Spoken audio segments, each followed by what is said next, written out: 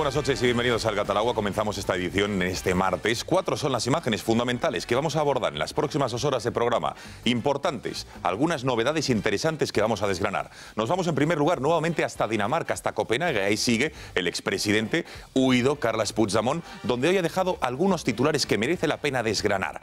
El expresidente Puigdemont ha asegurado textualmente que sigue con la esperanza de poder volver a nuestro país, porque eso es lo que dice que sería lo que rigen las normas democráticas. Eso sí, de todos los delitos por los que está siendo investigado y debe responder ante un juez, dice que sobre eso no hay comentarios, que una democracia avanzada debería dejarle volver y regresar a nuestro país. Sigue con esa esperanza. Vamos a escucharle.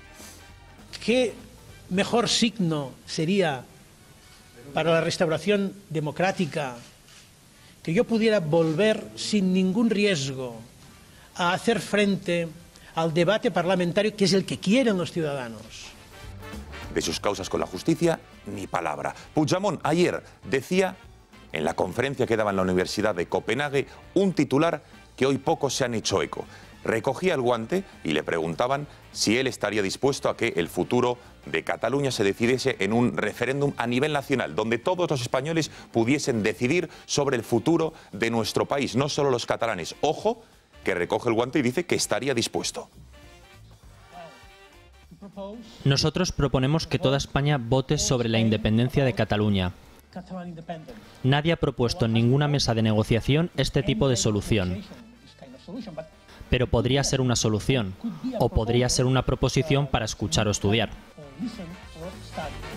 ¿Es una nueva ensoñación de Puigdemont o es una propuesta viable que habría que estudiar? ¿Cómo se haría? ¿Qué dice la Constitución? ¿Tienen los mecanismos necesarios para hacer un referéndum donde todos los españoles puedan votar sobre el destino, el futuro de España? Hablaremos de todo ello. También de Pedro Sánchez. Nuevamente vuelve a escena, está con esa tournée por diferentes rincones de nuestro país. Y atención, porque ha llegado a sorprender con sus declaraciones de hoy a un compañero, a un varón del PSOE, al asturiano, a Javier Fernández, porque dice Pedro Sánchez que va a estar al lado del presidente del gobierno a la hora de aplicar la Constitución en Cataluña y que no va a dudar. De nuestro orden constitucional, el Partido Socialista siempre va a defender al Estado, a su integridad territorial, a la Constitución y al Estatuto de Autonomía catalán. Por tanto, les anuncio que apoyaremos los recursos que el Gobierno presente ante el Tribunal Constitucional para salvaguardar la legalidad en Cataluña. Y por último también abordaremos esta operación de acoso y derribo que acaba de emprender el Partido Popular, el partido precisamente de Rajoy, contra Ciudadanos, contra la formación de Albert Rivera. Como saben, el 21 de diciembre el partido de Inés Arrimadas quedó como primera formación en Cataluña, relegó hasta la última posición a el Partido Popular. Después, las 4 encuestas que se han publicado este mes de enero de 2018, 3 de ellas dan como partido vencedor a nivel nacional, atención, a Albert Rivera, el partido de Ciudadanos. 2 de ellas dan al Partido Popular como segunda formación e incluso la de Europa Press relega al partido de Rajoy a la 3ª posición. El efecto dominó de Ciudadanos y todos los casos de corrupción que va a tener por delante el Partido Popular, los juicios en este 2018, pueden hacer, y lo pregunto, cambiar la balanza o esto es flor de un día. Escuchamos uno de los ataques del Partido Popular, de Hernando en este caso, contra Ciudadanos. Lo que me llama la atención es la mezquindad del señor Rivera en una situación como esta. Esto es lo que me llama la atención. Y me llama la atención a mí porque yo he estado negociando con ellos y porque en esta Cámara Ciudadanos tiene la vicepresidencia primera del Congreso de los Diputados. Y eso no se lo dio a Ciudadanos las urnas, ¿eh? Bueno, este liderazgo de Ciudadanos es flor de un día, ha venido para quedarse, puede variar, es un tema coyuntural, lo vamos a abordar en los próximos minutos en el Gato al Agua. Les presento a la mesa que tenemos hoy, una auténtica mesa de lujo. Está con nosotros Javier Venegas, a quien ya saludamos. Javier, buenas noches. Buenas noches. Que acaba de estrenar portal disidencia.com, si no me equivoco. Javier, exacto. ¿Qué tal el estreno? Espectacular. Sí, muy buen recibimiento por parte del público español y del público latinoamericano también. Lo podríamos definir, Javier, como un portal contra los inconformistas de lo políticamente correcto, ¿no? Sí, es un portal... Los que están hasta las narices, digamos. Sí, pero no solo hasta las narices, sino los que tienen razones y argumentos para estar hasta las narices y ahí se van a expresar. Y se van a expresar de forma que tengan un medio que establezca un diálogo directo entre el público y el autor, o el público y el analista, sin intermediación de politiqueos ni demás, ¿no? Bueno, gracias por estar con nosotros, Javier. Gracias a vosotros. Está en el plató del Gato también el presidente de Vox, Santiago Abascal. Señora Abascal, buenas noches. Muy buenas noches, Gonzalo. Gracias por estar con nosotros en el Gato. Es un placer. Bueno, lo que ha dado de sí su fotografía corriendo en una creo que es una carretera de Álava, puede ser, de Amurrio, de una de cerca de su pueblo, ¿no? Bueno, eso no lo hemos desvelado y no pensaba hacerlo en este programa todavía. Pues, cuando se hacen este tipo de operaciones de marketing, responden a una estrategia y no vas a estropear esa estrategia en este momento. Pero bueno, que está contento con la repercusión que han tenido. Bueno, está bien a veces hablar de tonterías y poderse relajar un momento en un contexto de debates tan graves para España. Gracias por estar aquí, don Germán Terç, muy buenas noches. Buenas noches. Gracias por estar en el Gato. A ver si vemos un día a Puigdemont corriendo monte arriba, se queda allí. Está usted ya hasta las narices, ¿no? De Puigdemont. He gives us a break. Efectivamente. Día sí, día también. Bueno, gracias por estar aquí, Germán. Xavi Orcajo, buenas noches. Buenas noches, ¿qué tal? Gracias por Tengo estar. este cuidado, no sea que se ponga a nevar y se quede por ahí atorado en Amurrio. Bueno, pero yo asumiría la responsabilidad, porque fui el otro día de los pocos en esta mesa que planteaba la responsabilidad de los ciudadanos cuando dan lugar a este tipo de nevadas, y no siempre podemos pensar que el Estado, los responsables de la autopista, nos lo tienen que solucionar todo, ¿no? O sea, que si a mí me pilla la nevada, que a veces me la suelo jugar en estos casos, pues asumiría la responsabilidad sin criticar a nadie. Ya. Bueno, gracias, Xavi, por estar aquí. Don Miguel Durán, buenas noches. Muy buenas noches, don Gonzalo y compañía, a todos mis colegas de mesa de esta noche. Bueno, que me enorgullece que, pese a lo que se está usted prodigando por diferentes medios de comunicación, que parece usted una estrella de rock, sigue fiel a su cita los martes con el Gato, cosa que está muy bien. Yo cultivo en mi vida profesional pues un lema que pienso seguir cultivando, y es que respeto el oficio de los demás, lo mismo que pido que se respete el mío, y el oficio de la prensa pues es informar, es informarse y luego difundir información. Y es verdad que en la profesión de abogados, lo digo a riesgo de que algunos colegas pues luego me critiquen, hay gente un poco estirada, gente que considera que los chicos de la prensa pues es gente que viene ahí, es como un poco los monos a los que hay que tirar cacahuetes. Yo creo que eso no es así. Es más, además, desde un punto de vista práctico, es mucho mejor que uno diga lo que quiere decir que no que lo digan otros a su manera y simplemente sin información. Pues por eso se agradece que dé usted la cara, y más en un momento en el que el caso de su defendido está siendo tan mediático. Gracias, Miguel, por estar aquí en el Gato. Gracias a ti por invitarme. Y bueno, vuelve al Gato al Agua, que también me enorgullezco de que esté aquí. Don Mario Conde, buenas noches. ¿Qué tal? Buenas noches. Bueno, hacía tiempo que no lo veíamos aquí. No sé si tiene usted alguna novedad de esa instrucción eterna que tiene usted en este caso en la Audiencia Nacional. Desgraciadamente no, porque los tiempos judiciales son los que son. Hay un indicio, ¿no? Y es que hay silencio mediático, y el silencio mediático suele ser algo favorable, porque normalmente las cosas que se publican son las negativas, ¿no? Desfavorables, sí. Cuando no se publican demasiado. De todas formas, bueno, el próximo viernes, día 26, yo he pedido una comparecencia que la ley te concede, voluntaria, para matizar a su señoría el estado actual de la instrucción. Pero como a mí nunca me ha gustado llevar los temas judiciales a los medios de comunicación, me voy a callar por respeto al juez, y cuando haya hablado con él, pues entonces, en su caso, pues ya hablaríamos, ¿no? Porque yo creo que hay cosas interesantes, pero no me parece bien decirlas aquí antes de decírselas a él, ¿no? Porque si no va a decir, bueno, pues mire, usted no venga, vaya, quédese en el Gato. Pero bueno, aún así es una importante novedad. Comparecencia voluntaria, don Mario, el próximo viernes, día 26. Exacto. De este mismo mes de enero, ¿no? Exacto. Vamos, pasado mañana, ¿no? Sí, el viernes, sí, efectivamente.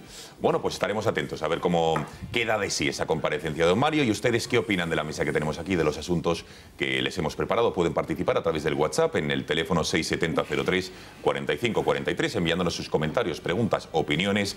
También a través de Twitter en nuestra cuenta @gato_directo.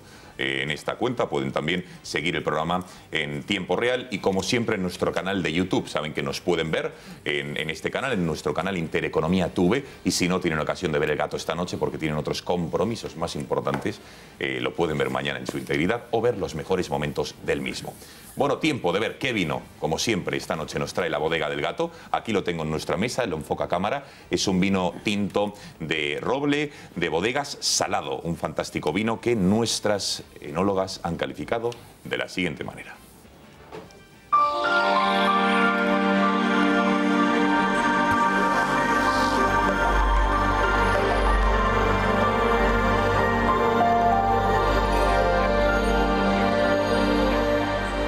buenas noches a todos. Soy Andrea Cerezo y esta noche estamos en la Bodega del Gato con Fran León, sumiller de Bodegas Salado. Muy buenas noches. Muy buenas noches. Esta noche vamos a presentaros las Bodegas Salado, una bodega familiar con gran tradición vitivinícola que elabora sus vinos en el Aljarafe sevillano. ¿Cuál es la filosofía de esta familia para elaborar vinos? Bueno, una familia que lo que intenta es mantener la tradición, para eso lleva 200 años elaborando vino, mantener las variedades autóctonas y sobre todo en estos últimos años apostar por I+D para hacer vinos con singularidades, como bueno, un vino tinto en el Aljarafe, con esas temperaturas, con la variedad de uva tempranillo, bueno, pues se hace a base de aprender de Hay que hacerlo muy bien, hay que hacerlo muy bien. Bueno, pues mira, el vino que vamos a catar esta noche es Turdetano, es su vino tinto de crianza elaborado con tempranillo. ¿Cómo elaboran este vino y sobre todo el nombre, por qué es? Bueno, pues aquí hay dos singularidades. Lo primero es aprender de la tierra. Estuvimos varios años sin poder vinificar para aprender de la tempranillo para que se pudiera adaptar al medio. Lo segundo es empezar a hacer envejecimiento en roble francés para buscar un punto de elegancia. Y lo tercero, el nombre, el Turdetano, es un guiño a nuestra historia, a los 3.000 años de historia que llevamos en el sur elaborando vino cuando la llegaron los fenicios, y fueron precisamente los turdetanos. Apenas a casi 5 minutos de la bodega tenemos unos restos arqueológicos de una bodega con 3.000 años de la época turdetana. Por eso se llama Turdetano. Ah, muy bien. Pues nada, vamos a probar este vino tan curioso y bueno. Bueno, en color ya vemos que tiene una capa realmente alta para ser a tempranillo, ¿sí? ¿No? Ya no podemos negarlo, esas horas de sol le va a hacer que la piel nos va a dar muchísimo color. Y en nariz además tiene mucha fruta, a mí me da como un poco compotada. Compotada y licorosa, sí. Sí, es muy licoroso. Daros cuenta que aquí tiene un vino con 15 grados, sí, un vino con mucha estructura y con mucho cuerpo. La madera, el roble francés, ¿no? La vainilla. Yo creo que es un vino elegante. Sí, no, además tiene una estructura en boca muy buena. O sea, la verdad es que tiene cuerpo. Tiene cuerpo. Tiene un tanino vivo, ¿no? Tiene estructura. Y tiene frescura, que para la zona donde se hace tiene una... Ha sido lo más difícil. Muy buena. Es buscar esa ladera de Aljarafe donde entre una corriente de clima atlántico para aportar esa frescura que necesitaba la tempranillo. Pues nada, está muy bueno, la verdad. Muchas gracias por estar aquí con nosotros esta noche. Y bueno, recordemos el vino que hemos tomado ahora. Se llama Turdetano, es un crianza de Bodegas Salado. Y no olvidéis que el vino con moderación es salud, placer y cultura.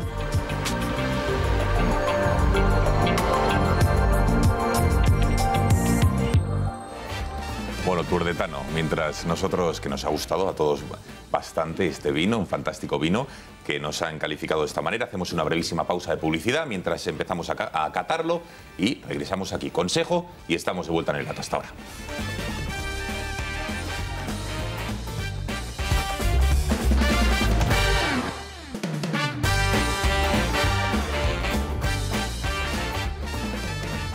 Pasan 14 minutos de las 10 de la noche, si les parece entramos en materia. Vamos a hablar de una imagen que sin lugar a dudas ha sido una de las instantáneas del día. Se ha convertido evidentemente en trending topic, ha abierto la mayoría de informativos de nuestro país y es un vídeo que ha grabado un ciudadano español que no sé si estaba de paso o es residente en Copenhague, en la capital de Dinamarca, que se ha encontrado en esta especie de cafetería o de centro comercial al expresidente huido Carles Puigdemont. Y ahí este ciudadano sabía que Puigdemont se estaba tomando un café, ha grabado un vídeo y se ha dirigido a él con una bandera española y le ha pedido que besara la enseña nacional.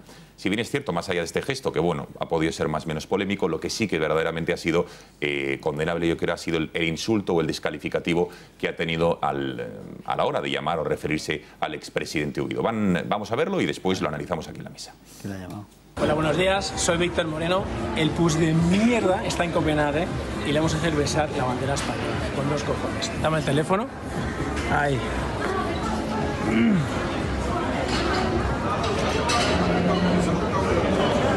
Buenos días, señores. Mira, aquí tengo la bandera de España, Puigdemont. ¿Qué tal? Que sé que te gusta. Claro que me gusta. Cógela. Claro. Y dale un besito, por favor. No tengo ningún problema. Un besito.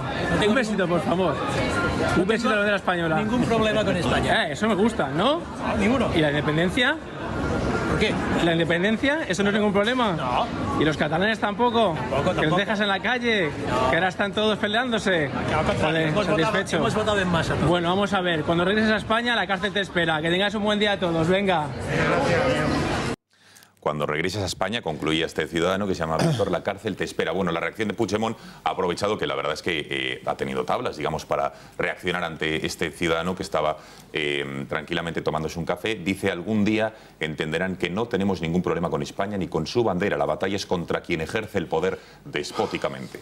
La democracia es más importante que todas las fronteras, que todas las banderas y que todas las constituciones, Xavier. Mira, ya he leído la historia del peluquero. He leído la historia del peluquero que vagaba por Copenhague haciendo compras en uno de los sitios más caros de Europa, pero bueno, no me lo creo. ¿Sabes qué te digo? Debe ser muy mal fiante porque no me creo nada de toda esta historia. En primer lugar, porque no encaja la actitud besabanderas, casi parece que hace la jura de bandera, ¿no?, de Puigdemont en ese lugar, con la crispación que se detectó el día anterior en la universidad cuando aquella profesora le dijo 4 cosas bien dichas. No encaja para nada. Sonriente siempre, no tengo ningún problema, mira, vuelvo a sonreír, beso. 2 veces quieres que la bese, ningún problema, 2 besitos, ya está. Todos los que están a su alrededor no están en absoluto acostumbrados a que alguien les contradiga o les plantee información de contraste. ¿Y cómo reaccionan todos? Encantados de haber conocido al espontáneo este que aparece con el vídeo. No me lo creo, chicos, lo siento, pero... Bueno, no. Piensas que es un montaje, ¿no? Sí. ¿Crees que ha sido un montaje de este chico? Sí. ¿Crees que es Junqueras con una gorra como el...? A ver, ¿qué? Yo sí me lo creo y además no tengo ningún reproche que hacerle a este joven, que creo que al final demuestra que lo mejor de los españoles es la infantería española, es decir, es el español de a pie que con buen humor para la gravedad de los delitos que ha cometido el expresidente de la Generalidad de Cataluña, pues se acerca a él en unos términos que podrían ser reprochables, pero que yo creo que son muy poco reprochables teniendo en cuenta la gravedad de esos delitos, y el otro pues reacciona, pues sí, con las tablas de un político. Evidentemente no se van a levantar e intentar darle un guantazo, pues intentan que pase la molestia de este ciudadano español, y además con muy buen humor y con muy buenas maneras finalmente le dice lo que tiene que decirle: cuando vengas a España te espera la cárcel, que es lo más importante de todo esto. Pero yo me alegro y además veo con orgullo que a cada sitio que está yendo se encuentre a españoles en las puertas de donde él acude, recordándole la gravedad de lo que ha hecho y la importancia para los españoles de la unidad de España, que creo que es en definitiva lo que ha hecho este hombre. Yo sí me lo creo, ¿no? Porque además creo que no tiene ningún sentido un montaje, porque tampoco beneficia en nada a Puigdemont. Hoy este WhatsApp con este vídeo ha llegado por todas partes. A mí me lo han enviado las personas más insospechadas, pero no lo enviaban los separatistas, lo enviaban las personas que no somos separatistas, ¿no? Entonces yo francamente creo que no es un montaje. Estoy de acuerdo además con lo de esa afirmación de que la infantería es lo mejor, lo que realmente está defendiendo a España en todas las situaciones y en situaciones así individuales también, que tienen mucha importancia. Yo creo que la gente tenga el valor individual siempre de tomar una iniciativa en defensa de algo común que nos estamos jugando ahora. Está bien y esto está hecho con gracia. El insulto primero quizá no nos guste, pero vamos, yo creo que muchos nos hemos quedado escasos de insultos al ver lo que hemos visto, el insulto permanente que es la actuación de este personaje que está por ahí fuera. Lo lamentable es que la culpa de que este personaje esté haciendo lo que está haciendo y esté ridiculizando prácticamente una crisis nuestra, la esté llevando por ahí como un auténtico esperpento. La responsabilidad no es solo suya, no es solo de los provocadores, de los separatistas, de los golpistas, sino también de los que debieran haber impedido que este sujeto ande por ahí circulando por Europa en este momento. Y absolutamente impune, por cierto, porque una vez después de esta excursión a Dinamarca, quien nos dice probablemente no, aunque él esté en una situación personal que ya veremos, porque no está tan tranquilo, desde luego, como dice estar, pero de momento se puede mover por fuera y estamos viendo que nadie hace nada, o nadie quiere hacer nada, o nadie se atreve a hacer nada. De momento ha salido de España y está haciendo lo que quiere, y nosotros estamos obligados todos los días, todos los santos días, a hablar de este personaje. Ese es el problema. Eso es intolerable. Bueno, pero eso tiene un recorrido corto, ¿eh? Y los focos de las televisiones se acabarán apagando. Y también, Germán. Javier. No, estoy de acuerdo con lo que ha dicho Germán, pero sobre todo es la pantomima y el escarnio que es este tío por ahí danzando libremente. No es efectivamente el único culpable. El culpable no, y no es solo el gobierno. Es decir, en realidad el culpable de esta situación es la costumbre y la desidia de un Estado que se ha convertido en meramente un ente burocrático manejado por unos señores que están ahí dentro, Estado. Que no hay Estado. Hay mucha administración y cero Estado. Que no toma decisiones, que no gobierna, que el Poder Ejecutivo, cuando hace falta, tiene que tomar decisiones y tiene que actuar y tiene, sobre todo, que aplicar las sentencias de los jueces. Y a mí, de verdad, me parece ya, sinceramente, una tomadura de pelo que tengamos que hablar de este delincuente. Pues tenemos que hablar un ratito más, porque hay más noticias interesantes, con lo cual les pido que hagan un poquito de esfuerzo. Miguel. Sí, pero bueno, yo lo voy a hacer. ¿Entiendes lo que te quiero decir? Sí, la reflexión está clara. Realmente hay muchos problemas que afrontar. Cataluña es un problema. La actitud y la situación entre los partidos políticos, entre comillas, constitucionalistas, realmente deja bastante que desear. Lo digo tanto por el Partido Popular como por Ciudadanos, como el PSOE. Es decir, y que se anden dando guantazos con un cierto tufillo electoralista el PP y Ciudadanos, realmente es el colmo de la guinda del pastel, ¿no? Miguel. Yo lo voy a hacer de forma muy breve porque comparto que este esperpento político no merece demasiado espacio. A este señor se le va a acabar el recorrido pronto porque sus congéneres, en sentido metafórico político, necesitan recuperar el gobierno catalán para seguir mamando del presupuesto público y dentro de no muchos días le van a dar una patada en el culo que se les va a quedar el zapato dentro, con perdón, y por tanto, pues bueno, que haga este tipo de cosas, pues que las haga, que vaya haciendo. En cuanto al ciudadano este que ha tenido esa iniciativa, pues me parece, bueno, pues allá él, tampoco es que ni le voy a poner un trono, ni le voy a echar por la ventana. No sé, es que todo esto... A mí me parece que si nos entretenemos solo en analizar el presente, nos olvidamos de quién tiene la culpa de esto. La culpa de todo esto la tienen presidentes españoles sucesivos que han ido dando cuerda a esto, y singularmente el señor Zapatero, que desencadenó, abrió la caja de Pandora con la reforma del Estatuto, y el señor Rajoy, que lleva 5 años o 6 gobernando aquí y que nos ha dejado abandonados en Cataluña a merced de esta gente. Eso es lo que hay. Y como yo no me puedo olvidar, ni estoy dispuesto a olvidarme de dónde están las raíces culpables de todo esto, pues Puigdemont es el resultado de todo eso. Mario. Yo, vamos a ver, a mí personalmente me han enviado este vídeo mucha gente. A mí no me gusta. No me gusta porque me parece que toca la bandera de España de una manera... No me gusta.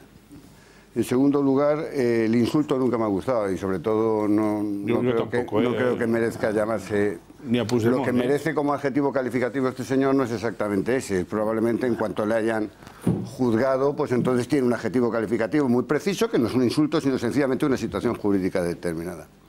El tuit que manda como contestación me parece un acto de cinismo absolutamente increíble y que no tiene ninguna presentación. Por tanto, si no gusta una cosa, si el insulto no es lo correcto y si el tuit es un acto de cinismo, pues probablemente hay una posibilidad de pensar que esto lo ha organizado él. A mí lo que pasa es que me parece que todo lo que rodea a este señor, visto desde fuera, es un auténtico esperpento. O sea, es que es un esperpento, se están tomando el pelo a España, es una cosa de locas. Resulta que se convocan unas elecciones por el artículo 155 para que se vuelva a repetir una mayoría absoluta independentista. Se convocan a un señor presidente del Parlamento que se le nombra para que vuelva a proponer a un señor como presidente que está fugado, y mañana vaya a Bruselas a verle, bueno, a coordinar. Señores, que es Cataluña, y con todos mis respetos, que no es una zona perdida en el continente africano entrando a mano izquierda, que es Cataluña, ni más ni menos, ¿no? Pero la culpa la tendrá quien ha convocado esas elecciones precipitadamente, ¿no? Yo ya la culpa, verás, en estos momentos no me interesa la culpa, lo que me interesa son las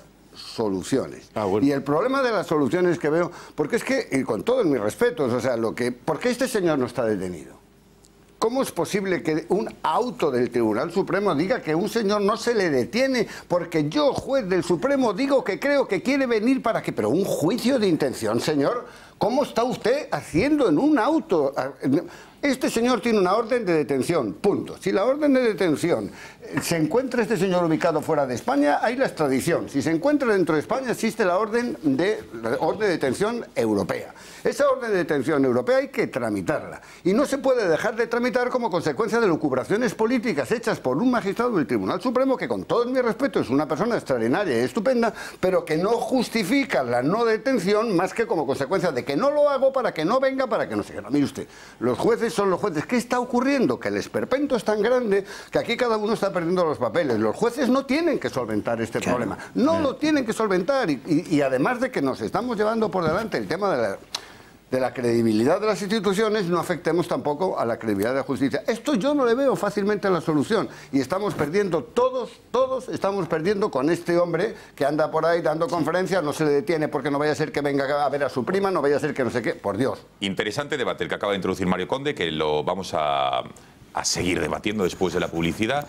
Efectivamente se basa en una estrategia procesal, que son los motivos por que Escocia Arena ha decidido, a lo que se refería Mario Conde, no, digamos, emitir esa euroorden de búsqueda y captura que la Fiscalía había pedido a primera hora de la mañana de ayer. Breve pausa de publicidad, estamos aquí en el Gata al Agua para debatir este y otros asuntos interesantes. Hasta ahora. ¿Necesitas una página web? Hit te ofrece la solución que necesitas, totalmente personalizada. Blogs, páginas corporativas, tiendas online, periódicos digitales, lo que quieras. Hit es la plataforma donde comenzar tu proyecto en tan solo 5 clics, así de fácil. Y si solo tienes tiempo para tu negocio, no te preocupes. Hit se encarga de diseñar y poner en marcha tu web. Visita hitsoluciones.es o llama al 91 005 94 74 y pide presupuesto sin compromiso.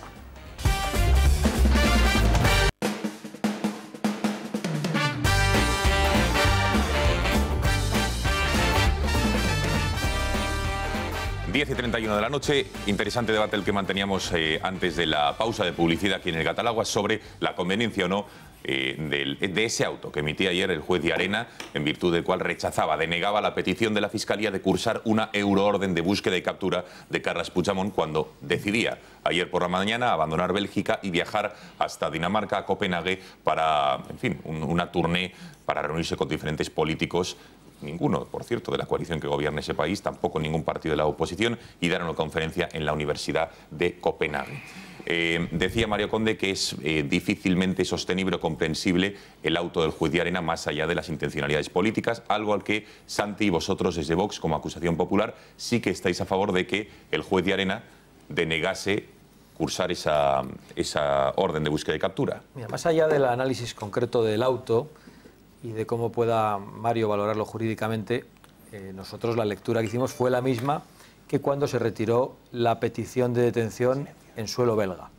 Para nosotros el problema es que la Unión Europea no da garantías a España de una mínima solidaridad ante un golpe de Estado separatista y cuando hay un delincuente huido, por cierto, huido por responsabilidad del Estado español y de la inacción del Gobierno de la Nación. Eso sí. Una vez que ha ocurrido eso, nosotros vimos con buenos ojos que se retirara la euroorden de detención pedida a Bélgica, porque como ya saben los oyentes, porque lo habéis comentado aquí, corríamos el riesgo de que Bélgica nos lo enviara únicamente por los delitos que ellos considerasen que eran compatibles con la legislación belga, pero que la sedición, la rebelión, la malversación de caudales públicos, que son los que llevan aparejada a prisión, no estuvieran en esa orden de extradición, con lo cual no se le podría haber juzgado por eso y podríamos vernos abocados a que no tiene ningún tipo de condena penal.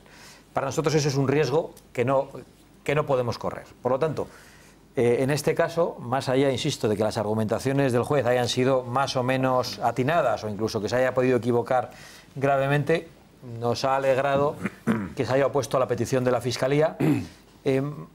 Insisto, más allá de la consideración de... Porque el problema era de por qué delitos nos lo envían y, en segundo lugar, el del voto delegado, que es una interpretación política. Pero nosotros, como acusación popular, tenemos todo el derecho a hacernos ese tipo de planteamientos y a tener una estrategia procesal y, por lo tanto, nos hemos alegrado de que el juez no haya pedido la extradición, porque podíamos encontrarnos con Puigdemont en España siendo juzgado por delitos menores. Y ese es un problema gravísimo que creo que no...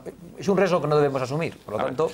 Xavier, Miguel y Mario, por orden de petición de palabra, y luego vamos también a este lado de la mesa. Yo creo que en lo que vivimos ayer había mucho de expiar culpas, había mucho pues del que no estuvo a la altura de sus responsabilidades y cómo vamos ahora nos envalentonamos, ahora que, oye, bueno, pues Los periodistas sabíamos días antes que se iba a Copenhague, allí estaban a las 6 de la mañana. En Copenhague no hay tantas delegaciones como para llevar cámaras, periodistas, cachiporras, de todo, ¿no? Bueno, o sea que aquí volvemos a reaccionar tarde. Algunos dicen que es que había un fin de semana entre medio y que, claro, pues algunos no trabajan en fin de semana, es lo que tiene.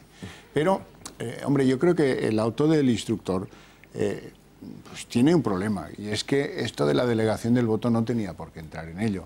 Simplemente si se hubiera quedado en uno de los considerandos, que no tengo la instrucción suficientemente madura como para enfrentarme al contraste del tribunal que lo tiene que extraditar. Punto, pelota, se acabó. Ahora, el excusatio non petita empieza a dar ahí una serie de consideraciones que al final, pues eso se queda muy cerca de un mitin. Y eso es política. Y aquí no se le pide, ni por muy del Supremo que seas, no se te pide que hagas política, se te pide que interpretes la ley y la apliques de la forma más eficaz posible. El gobierno tampoco estaba claramente en un lado o en el otro. Mientras Zoido parecía que tocaba palmas con las orejas y hoy nos contaba que habían trabajado cuando todavía era oscuro. Pues Dastis era, bueno, prudencia, uy, no sé, ya veremos. O sea, no hay claridad en cuanto a lo que... El de justicia está, claro, en otros menesteres, más gürteliano, digamos, ¿no? No tenía tiempo para esto, ¿no? Y así, entre todos la mataron y ella sola se murió. Hemos hecho, si cabe, hasta ahora se reían de nosotros en las cancillerías, con este monigote haciendo por ahí charlotadas. Ahora se ríen también en los grandes tribunales de justicia europeos. Y yo lo lamento, las dos cosas. A ver, venga, Miguel, Mario y Germán.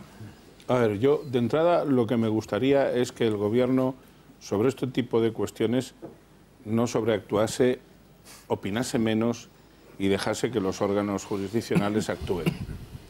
El gobierno, el ministro de Justicia, si tiene algo que opinar sobre este tema, tiene hilo directo con el fiscal general del Estado, y la Fiscalía es un órgano jerárquico. Si tiene algún criterio que darle, criterio entre comillas, pues el ministro de Justicia, que es el gobierno, sabrá cómo tiene que hacerlo. A mí no me gusta mucho oír en estos casos tan especiales a todo el mundo opinando, el ministro de Exteriores, el ministro de Justicia, el ministro de Interior. La verdad, creo que se lo podrían ahorrar. Segundo, el auto más discutible del magistrado Llarena es aquel en el que entra, para justificar la no excarcelación de determinadas personas, entra en lo que puede ser la administración del reglamento del Parlamento de Cataluña a la hora de votar. Yo creo que eso sí es discutible. Es más, me atrevería a opinar que podría habérselo ahorrado y dejar que cada órgano actúe con arreglo a lo que crea oportuno. Pero llegados a este punto, yo creo que los jueces, en un proceso y mucho más en fase de instrucción, no pueden despegarse, no deben despegarse de la realidad. Y a mí como ciudadano, si yo hubiera sido parte en ese asunto, yo hubiera suscrito perfectamente la posición de Vox. Y lo hubiera suscrito porque a mí que Puigdemont se vaya a Dinamarca, se vaya a Francia. En Francia probablemente no habría pasado eso, No. Pero que se vaya a donde quiera. A mí no me importa esperar un poquito, porque yo creo que los políticos de verdad saben que los tiempos son los tiempos y que hay que esperar. Acabo. Realmente Puigdemont es un producto en fase de amortización que está dando espectáculo, pero a mí eso no me inquieta. Yo lo que deseo es que los órganos judiciales no cometan errores graves. Puede ser un error lo del voto delegado, pero no quiero otro error sobre ese error para que ese señor venga aquí, porque ese señor no ha ido allí porque sí, ni por casualidad. ¿Por qué ha ido? Ha ido buscando que le detengan. Buscando que le detengan. Ha ido buscando eso. Y lo que ha hecho Llarena es darle otro quiebro a este señor. Ojo, no estáis, pienso, considerando una eventualidad. Yo tengo información, manejo información.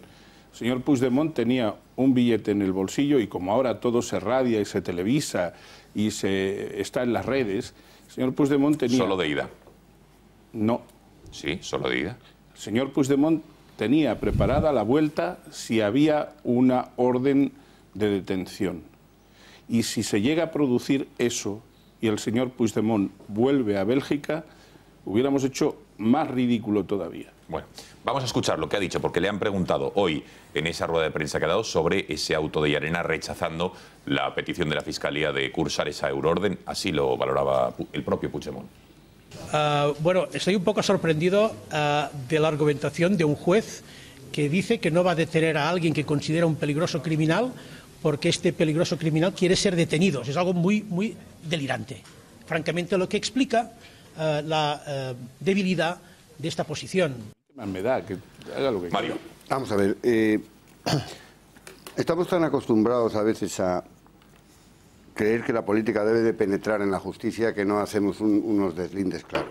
A mí me gustaría que el señor Puigdemont viniera a España en unas condiciones de no poder ser juzgado por unos delitos graves, de tal manera que se creara una ruptura de la causa, de que Junqueras sí y él no me gustaría.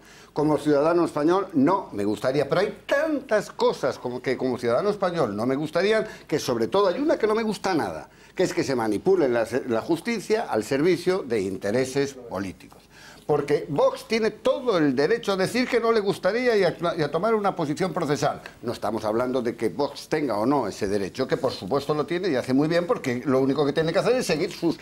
Ahora bien, lo que estamos hablando es, ¿y esa respuesta? ¿Cuál es la respuesta judicial? ¿Está quedando bien la justicia? Vamos a ver. Esto empieza con que el fiscal general del Estado anuncia en unos medios de comunicación, el tristemente fallecido, que va a presentar una querella criminal donde va a pedir no sé cuántos años.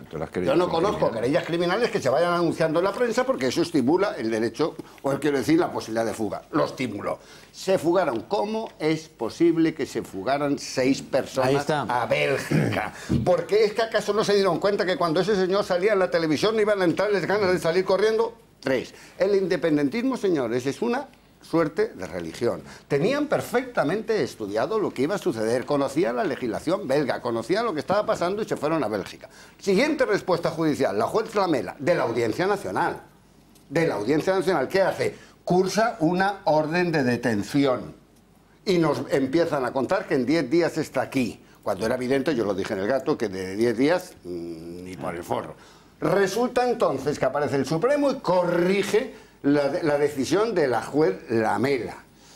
Entonces, ¿y por qué la corrige? Porque la juez Lamela se había equivocado. ¿Y por qué se había equivocado? Porque si viene el señor Puigdemont con arreglo a esto, entonces ya da la sensación de ahí de un choque entre dos cosas, un choque raro.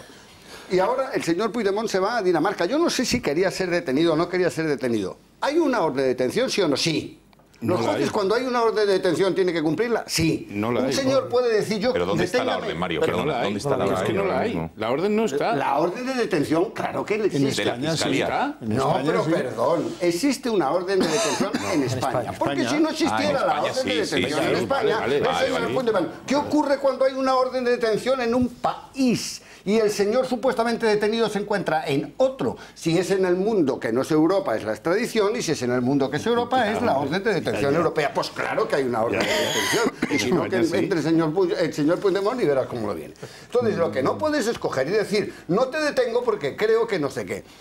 Como decía muy bien en estos momentos Miguel, creo que ha sido Miguel, en el auto de revocación se pone a interpretar el reglamento, señores. Y ahora, como interpreta el reglamento, dice, yo no le detengo, porque a pesar de que hay una orden de detención y que usted tiene que ser detenido, no le detengo porque lo que usted quiere es que yo le detenga para venir a España y poder votar con el voto del gado. Por Dios. Entonces, esto lo que evidencia es que nos estamos metiendo en un lío y está quedando la justicia regular, pero digamos las cosas claras. Este es un problema de que, una vez más, la Unión Europea está demostrando que de unión política poco. Porque lo mínimo que podíamos tener en una orden de detención europea es que delitos gravísimos de sedición, de rebelión, lo tuvieran todos los países. ¿Pero qué pasa? ¿Que en Bélgica la prevaricación administrativa no es delito? ¿En otros sitios no, la sedición no lo es? Esto lo que evidencia es que, de nuevo, la Unión Europea... Entonces no vale para nada la orden de detención. Hay que llamar primero, oye, ¿cómo estáis ahí de legislación? Que te voy a pedir que me traigas a este. Como parece Gila, el enemigo. Por un delito de semejante gravedad, hombre, por Dios, un alemán o un italiano, yo me atrevería a decir también, que se escapa a un país vecino, hubiera sido entregado. Yo creo que hubiera sido entregado. Y yo creo que no ha pasado aquí, y aquí nos hemos metido en esta cuestión ya del atasco este jurídico, porque nosotros mismos hemos estado alimentando toda la historia catalana desde el gobierno y desde todo lo que ha sido la tolerancia absoluta por parte de España y del gobierno español. O sea, como el discurso catalán lo han permitido, y lo ha permitido ante todo este gobierno, que ha permitido desde el anterior referéndum, a todo el proceso, un proceso que se ha hecho ante todas las cámaras y retransmitido, con todos los golpistas apareciendo todos los días en televisión, en todas las televisiones, incluidas las televisiones públicas, controladas supuestamente por el gobierno central, han estado como estrellas invitadas siempre, todos los golpistas, todos los días, pues fuera en Europa se ha creado también una sensación de que existía unos derechos y una legitimidad de un proceso que se había ido produciendo ante todo el mundo y sin que el gobierno interviniera como hubiera intervenido cualquier otro gobierno. Es decir, con la primera broma se hubiera aplicado no solo el 155, sino el 116. Y hubiéramos tenido otro tipo de situación y no hubiéramos estado mareando la perdiz durante años que hemos perdido y que hemos dado en Europa la sensación de que los catalanes tienen unas reivindicaciones legítimas, o que al menos los españoles no tenemos muy claro cuáles son las aspiraciones y cuáles son las legitimidades que existen en este país. Porque si nosotros no defendemos nuestra unidad con la decisión y con la ley con la que los tenemos que defender, y cualquier nación europea hubiera hecho, si nosotros no lo defendemos, no nos van a defender los demás. Javier, y después Miguel pedía también la palabra, y Xavier. No tenemos políticos. Germán, no tenemos políticos, nos volvemos al principio. Tenemos ni hombres de Estado, ni gobernantes. Yo no de Estado, un político, con lo que era el político clásico, ¿no? Es decir, toda la vida, ¿no? Pues un político, un tío que se dedica a la política y que no es un dragomán ni un edecán de nadie, ¿no? Es decir, yo creo que fíjate, lo más grave de todo es que es verdad lo que comentas de que llevamos engordando y dando la sensación de que realmente el problema catalán es un conflicto que abarca a toda la sociedad, a la inmensa mayoría de la sociedad catalana, de puertas afuera. Pero fíjate, lo más grave para mí ha sido que hubo la oportunidad de revertir esa situación, de empezar a revertirla después del 1 de octubre. Hubo la ocasión, había por primera vez una masa crítica en Cataluña, había por primera vez un consenso positivo en esta ocasión por parte del pueblo español, para haber apoyado a un gobierno que hubiese actuado conforme a derecho, pero hubiese aplicado la ley de forma tajante. Y lo más deprimente de todo esto es que estamos ahora hablando de si un juez ha patinado o no ha patinado porque esto no se convierta, con todos los perdón a los televidentes, en una gran cagada. Es decir, la definitiva, que es que hubiese venido este señor aquí y hubiese salido indemne, que hubiese sido el escándalo atómico. Del gobierno. Esa para mí ahora mismo es la enorme decepción, la enésima decepción, y quizá la más grave, porque claro, la gente llega a un momento en que se harta. Pero un segundo, Miguel, pedía esa palabra, hablamos de, Mario ha dicho manipulación, aquí evitar la foto o el escándalo de que Puigdemont viniera aquí, que saliese indemne, pero quien ha pedido que se curse esta orden de detención ha sido la Fiscalía. Claro. Y ha sido el juez de Arena el que ha dicho que no, con lo cual si supuestamente la Fiscalía es el brazo, digamos, ejecutor de lo que dice el Ministerio de Justicia, o el Gobierno en este caso, con lo cual ha sido el juez de Arena el que ha dicho no nos podemos permitir que Puigdemont venga a España y sea solo juzgado por los delitos que se digan o en Bélgica o en Copenhague, sino por todos los que aquí tiene abiertos, con lo cual es la diferencia que no consigo entender. No, pero yo antes he sido yo un poco el que ha abierto el melón de lo que representa que la Fiscalía adopte una postura y no sea seguida por un juez. Eso ocurre, es muy frecuente, La Fiscalía es una parte procesal más, aunque con una determinada cualificación, y puede pedir cosas que el juez que corresponda no siempre considere. Tampoco es siempre exacto que la Fiscalía tenga que hacer, porque eso el ministro catalán no lo admitiría, que la Fiscalía actúe al dictado del Ministerio de Justicia. Lo que es raro es que en una cuestión de este tipo, y repito que en la práctica todos sabemos cómo o entendemos cómo funcionan determinadas cosas, porque esto no es cualquier asunto ordinario, esto es un asunto muy extraordinario.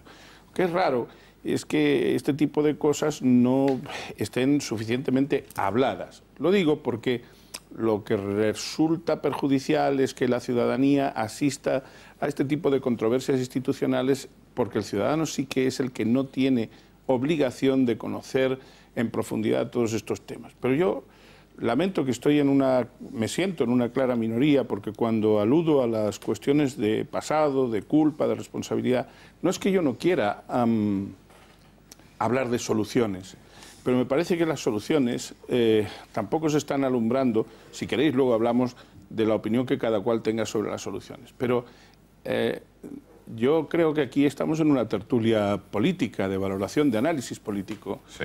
Entonces, remitiéndome al análisis político, porque si nos metemos en la enjundia de lo estrictamente procedimental, es posible que algunos oyentes desconecten. En el análisis político, la pregunta es, ¿estaríamos hablando de esto exactamente si el señor Rajoy, acuciado probablemente por el señor Rivera y por el señor Sánchez, no se hubiera precipitado en la convocatoria de unas elecciones? ¿Por qué? Pues porque evidentemente si al señor Puigdemont se le hubiera mantenido un añito en Bélgica sin posibilidad de aspiraciones a volver en la forma en que ahora vuelve, y si hubiéramos tenido margen suficiente para ir aflorando las porquerías, las marranadas, las ilegalidades que han hecho los independentistas, yo creo que habría habido recorrido objetivo, político, legal, suficiente para acabar mucho más fácilmente con toda esta payasada. Entonces, yo os digo eso, simplemente. Si no... Mira, yo creo que esto es una gran partida de ajedrez. O sea, a mí lo político ya está superado. Pero en esto que acabo de decir no crees que tenga razón, ¿no? No, déjame. Verás, lo político ya pasó. Estamos en otra dimensión, que es la judicial. Nos gustará más o nos gustará menos. En la que nos jugamos el ser o el ser. Ya está. Entonces, en esa partida judicial, yo me pregunto qué habría hecho la juez Lamela a propósito de conceder o no conceder el voto delegado. ¿Y por qué el instructor de la causa tiene que escribir que es favorable al voto delegado? ¿Y por qué el instructor de la causa en su día, os recordaréis de esto, dijo, tranquilos, que estáis en el Supremo? Oye, sabiendo que esos tíos, que son como son, iban a salir a contarlo minutos después de dejarles en libertad con unas fiancitas muy apañadas, 50.000 euros, después de esos delitos que dicen que son la leche, pues no me parece una fianza muy relevante, ¿no?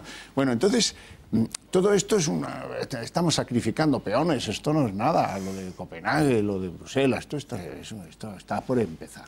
Y ahora viene el empezar. El empezar es que nadie va a poder evitar con los votos delegados que Puigdemont telemáticamente, sin estar en Cataluña, se convierta en presidente. Otra cosa es que luego el constitucional, otro tema constitucional, ya veremos. Aquí el procedimiento es muy, si quieres lo resumo rápidamente. Con la renuncia del consejero Forn de hoy mismo a su acta de diputado, estamos en 63 votos de los indepes, los 59 que tienen Esquerra y Junts pel Sí y los 4 que tiene la CUP. Eso hacen 63. Primera votación, se exige mayoría absoluta, esos son 68, 65, 63, pum, caputi, porque los demócratas tienen 2 más. Vale. Segunda votación, ya el principio de mayoría absoluta ya no existe, ya vamos a mayoría simple. Ahí podíamos tener ya un disgusto, yo creo que no, en fin, que no será tan descarado, que llegaremos a la tercera votación. En la segunda votación ya votarían pues los que este señor, que está en la cárcel de Extremera y en Soto del Real, quiera dejar autorizar por voto delegado. Con lo cual eso ya cambia las sumas y las restas y nos dejan un empate pírrico a 65. Y en la tercera, que es la buena, pues solo falta que uno de los que están en Bruselas dice, me sacrifico yo. Uno. Tienen 4. ¿Qué pasa? Puigdemont. Ya, no pasa nada, se pueden sacrificar hasta 2, digo yo. Oye, yo me sacrifico, corre la lista y estos 2 votan y se acabó la historia. Y Puigdemont queda como presidente de la Generalitat este lunes. Y esta historia nuestra del juego de ajedrez se prolongará hasta que luego Constitucional diga que esto no es válido, con suerte, porque ahí hay un regate, ¿eh? Esto no está tan claro. Por cierto, hay una ley en Europa del 2015 que dice que todas las administraciones pueden resolver trámites por vía telemática. y resolver elecciones. Pero no es igual. A ver, bueno, Santi sí, y Mario. En fin, bueno. Preguntabas de alguna manera por qué la Fiscalía actúa de esta manera y si de alguna forma depende de las instrucciones del Gobierno. Pues yo creo que depende en qué momento. Si nos vamos 2 o 3 años atrás y recordamos las querellas que se plantearon contra Artur Mas, además planteadas por Vox, aunque en esa ocasión no pudimos hacer frente a las fianzas, hay que preguntarse por qué de repente la Fiscalía, que era quien permanece en el juicio, decide retirar las acusaciones por los delitos más graves. Nosotros no tenemos ninguna duda de que hubo una influencia gubernamental a través de la Fiscalía que trató de maniatar los deseos de los fiscales de cumplir con la legalidad. Santi, hubo el voto de un par del PDeCAT en la votación de la presidencia del Congreso, a cambio de eso. Bueno, pues mira, yo no conocía ese dato, pero hubo eso. Lo confirmas de una manera mucho más clara. Claro. Si pensamos en la Fiscalía que encarnó el fiscal Maza, pues nosotros creemos que ha sido todo lo contrario. Es más, evidentemente la Fiscalía tiene que tener interlocución con las acusaciones populares, con quien considere, con el Gobierno, pero la Fiscalía no puede recibir las instrucciones del Gobierno y nosotros sabemos que a la Fiscalía se le presionó porque el Gobierno no tenía ningún interés en que la prisión preventiva se mantuviera y sin embargo la Fiscalía se mantuvo firme a pesar de presiones sucesivas y ascendentes por parte del Gobierno. Es decir, ¿pero te consta esto, señor Abascal? Esto nos consta a nosotros, no me preguntes por qué, pero nos consta, lo hemos dicho, el otro día lo denunció Javier Ortega con toda claridad. ¿Qué ocurre con la Fiscalía actual, la posterior al Pero un segundo, no me preguntes por qué, quiere decir porque no lo puede revelar, entiendo. Claro. No sería prudente que yo revele esa fuente, de ninguna manera. No, vale, bien, pero la pregunta era de obligado cumplimiento. Nos consta que esas, porque además confiamos en la fuente que nos lo ha dicho, que esas presiones se produjeron y que el fiscal Maza no aceptó en ningún caso que esas presiones le afectaran. De hecho, la Fiscalía mantuvo las peticiones de prisión preventiva. La verdad que en las últimas intervenciones procesales, en los interrogatorios, la Fiscalía ha mantenido una posición muy beligerante y, por lo tanto, nada tendente a contentar esa voluntad gubernamental de que se terminara con la prisión preventiva. No sabemos, en cambio, a qué ha obedecido esta petición de la Fiscalía de que fuera detenido en Dinamarca. No sabemos si hay una instrucción gubernamental. Ahora bien, si el Gobierno quiere influir en el proceso, tiene una forma de hacerlo. Y no es la Fiscalía, es la Abogacía del Estado. Claro. Y el Gobierno ha estado de perfil. El Gobierno o el Partido Popular, podía haber sido acusación popular, no han querido. O el Gobierno a través de la Abogacía del Estado, no han querido. Por lo tanto, la Fiscalía es el juez y es la acusación popular. Lo que quieren es que ocurran cosas, pero que no sea en ningún caso responsabilidad del Gobierno para que ellos tengan las manos libres, el burladero, y para poder negociar y traficar políticamente. Mario. En cuanto al pasado, tiene razón Miguel de que probablemente si no se hubieran convocado elecciones no habría sucedido esto. Pues sí, y si no hubiera existido el pacto del Tinel, pues no hubiéramos llegado aquí. Pues no, sí, Mario. Y si no, perdón, Miguel, y si no hubiera la Constitución española en el año 1978 impuesto a las nacionalidades, pues también. Y si no se hubiera mantenido unas cesiones de la sanidad y la educación cuando se veía clarísimamente lo que estaban haciendo, pues también. Te veo venir, la culpa es de Franco. Claro. Por tanto, estamos ya aquí, señores, estamos aquí. Hemos llegado aquí a hacer un repaso. Perdona, Miguel, me estoy en el uso de la palabra. Sí, Perdona, Miguel, enseguida te dejamos. Y termino. Estamos aquí y de lo que se trata es de ver el esperpento que han creado. El esperpento que han creado que como un señor de Cataluña lo invista, ¿cómo se dice? Envistan. Bueno, envistar no estaría mal. Que lo invistan, se dice así. Telemáticamente el ridículo es absolutamente estrepitoso. Y tienen toda la intención de hacerlo.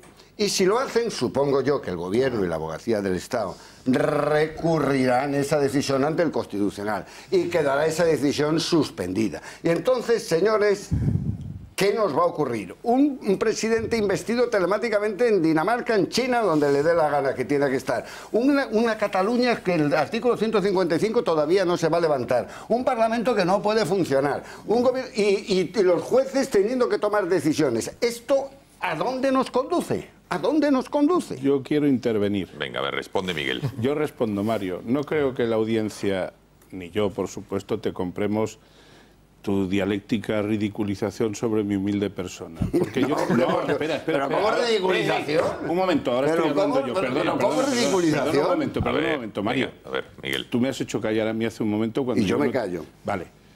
Mira, Mario, yo no estoy hablando de Viriato.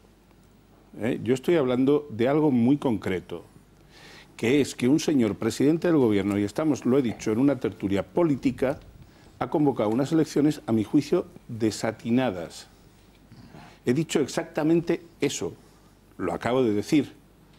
Y me refiero a que hay una consecuencia muy concreta, que tiene desde luego todos los ribetes judiciales que tú quieras, en los que podemos estar de acuerdo o no. Pero yo me he referido a esto.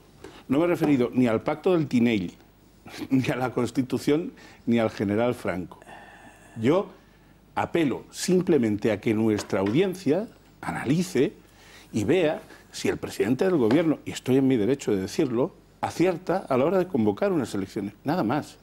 A partir de ahí, todo lo que de ello se deriva, me parece a mí que merece su análisis. Nada más, Mario, con todos mis respetos y con todo el cariño. Y yo con todo el cariño y con todo el respeto digo, en mi vida estoy acostumbrado a que cuando alguien no me da la razón en algo, me lleva a la contraria, no pretendo decir que me ha ridiculizado, sino simplemente trato de sacar de mi intelecto, de mis conocimientos y de mi memoria los argumentos para contradecir. Por tanto, yo no tengo ningún complejo. Muchas veces en mi vida, cuando he discutido con alguien, he dicho, pues ¿sabes qué te digo? Me has convencido y tienes razón. Y lo hago encantado. No hay nada que me guste más en la vida que me convenzan. Pero para nada, cuando alguien me lleva a la contraria o cuando no participa de mi opinión, creo que está ridiculizando. Y además te voy a decir una cosa que he empezado por decirte, que creo que las elecciones han estado mal convocadas. Y la mejor prueba de que las elecciones han estado mal convocadas es lo que estamos haciendo. Es una cosa evidente. A ver, venga, un segundo. Evidente. Queda claro. Venga, Germán, que quiero escuchar una cosa más de Puigdemont que me llama la atención. El drama siempre es que la cobardía sale muy cara. La cobardía a la hora no se aplicó el 155 cuando se tuvo que hacer, después no se han aplicado los artículos que se debían haber aplicado otros, como el 116, y resulta que todo se aplica mal. Y cuando se aplica porque le obligan realmente la dinámica, le obliga al rey, le obliga el movimiento dentro de la nación española que empieza a mover. El millón de tíos que es sale. lo que le obliga a Rajoy a tomar una decisión. Pero como Rajoy no quiere aplicar el 155, claro, porque no le falta el valor para aplicarlo, es lo que le ha impedido aplicar el 155 hasta entonces, sigue vigente, que es esa cobardía, y como no quiere aplicar el 155 durante más tiempo, se busca estos 50 días ridículos que separan la decisión del 155 de unas elecciones, con lo cual el 155 no es nada, porque no se aplica realmente en nada.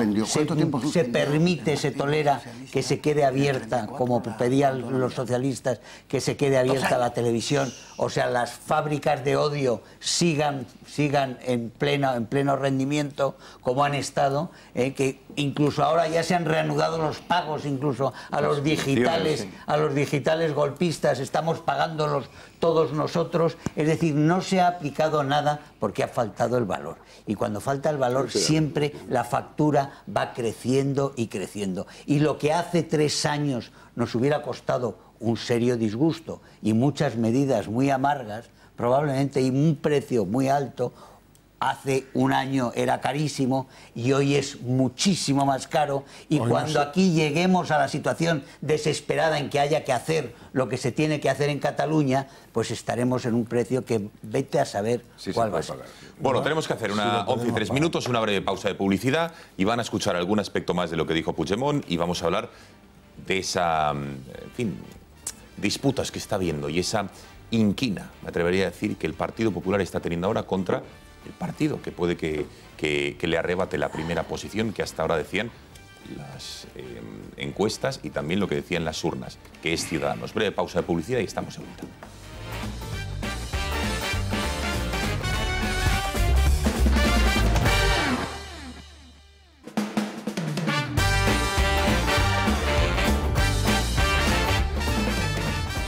Siete minutos pasan de las 11 de la noche. Aquí seguimos en el Gat al Agua.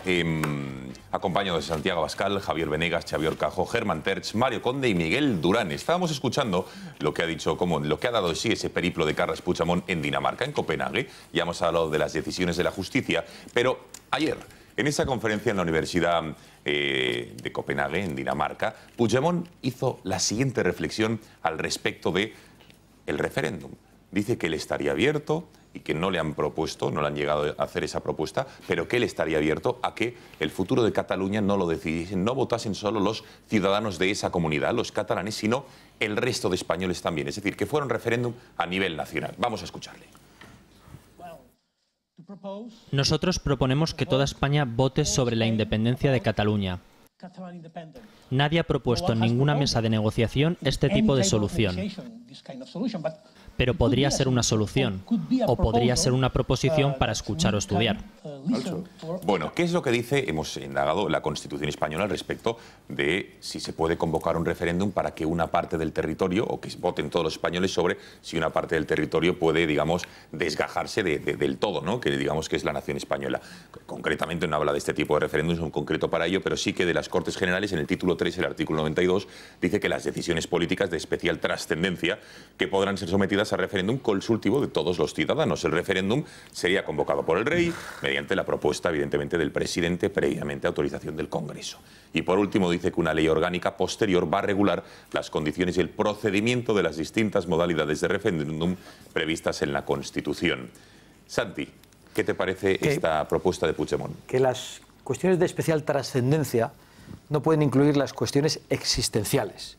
El artículo 2 de la Constitución dice que la Constitución española se fundamenta en la indisoluble unidad de la nación española, patria común e indivisible. Es decir, no se puede dividir ni se puede disolver en el contexto internacional de ninguna manera, porque la propia Constitución tiene eso como fundamento. Es decir, eso es anterior, superior a la propia Constitución. Es decir, plantear que la unidad de España pueda ser sometida a votación, para mí, por lo menos, es una declaración de guerra civil. Y yo así me lo tomaría. Por lo tanto, de ninguna manera yo podría aceptar que podamos decidir entre todos los españoles, entre una generación de españoles vivientes, si España se rompe o no se rompe. Es decir, yo recibo, así lo concibo, un legado y en las pocas horas de un domingo cualquiera, influido quién sabe por qué acontecimiento, tengo el derecho a votar sobre lo que me han entregado mis padres, mis abuelos y los abuelos de mis abuelos. Francamente, yo creo que los españoles no tenemos ese derecho. Ahora bien, si tenemos derecho a decidir cuál es la organización territorial del Estado y, por ejemplo, si votamos en referéndum, que se recuperen las competencias de educación, sanidad, justicia y seguridad. Y eso se nos está hurtando, a pesar de que hay un 36% de españoles que piensan que hay que ir hacia una reforma de la Constitución que quite poder a las autonomías o que las suprima. Ya solo son un 34% los que creen que todo tiene que estar como debe estar y un 23% los que creen que la reforma tiene que ir en la línea de una mayor descentralización. Por lo tanto, estoy absolutamente en contra del planteamiento de Puigdemont, pero miente cuando dice que nadie ha puesto esto encima de la mesa. Miente. Mariano Rajoy lo hizo como respuesta al Estatuto de Cataluña, en lo que para mí fue un error. Yo entonces militaba en el Partido Popular y nunca firmé aquella recogida de firmas. Recogió 4 millones de firmas Rajoy y la llevó y planteaba en esas firmas una contra pregunta el Estatuto que era, de Cataluña, dices, ¿no? Sí, era una respuesta al Estatuto de Cataluña. Decía, ¿considera conveniente, que es una pregunta un poco, que España siga siendo una única nación en la que todos los ciudadanos sean iguales en derechos y obligaciones, así como en el acceso a las prestaciones públicas? Es evidente que esto no se puede ni preguntar. Es que si a mí me dicen que no, vamos a votar todos, que no somos iguales, que no tenemos los mismos derechos, no tenemos las mismas libertades y que yo, porque soy de un sitio, soy peor que tú y tú tienes derecho a decidir sobre cosas que yo no puedo decidir. Eso es una declaración de guerra civil. Cuando se someten este tipo de cuestiones a debate, llegamos a las manos. Y por lo tanto yo me opongo frontalmente a que esto podamos decidirlo entre todos, salvo si es para recuperar competencias o incluso para darlas. Santi, no te acalores. Esto es la última del bombero torero y la banda del empastre. O sea, vamos a ver, este tío, ¿qué ocurrencia es esta? Vamos a ver, ¿qué pasaría si se sometiera? Que voten los daneses. Claro, también, que son pocos. Eso no importa. Sí, a ver. Vamos a ver, no te lo puedes tomar en serio. No me tomo en serio a él, me tomo en serio a los que tienen la tentación de hacerlo. Por supuesto. Sí. Fue un desliz completamente inaceptable lo de Rajoy en aquella oportunidad y él se equivoca. Son ellos los que nunca han hecho esta propuesta, pero otros sí la han equivocadamente, pero la han hecho. No, sí la hicieron también. Hace más tiempo, sí, hace un montón de tiempo, eso no vale. No la hicieron con un matiz, luego diré. No estaban en lo que están ahora. Decir que eso que propuso Rajoy es un desliz me parece muy generoso por tu parte, porque luego le retrata ya directamente. Bueno. Miguel, venga. No sé si habías acabado, Javier. Sí. Mira, esto, como dice Santi, fue una cagada de Rajoy en su tiempo, hablando en plata. Y luego los indepes la resucitaron en el año 2013 en Cataluña.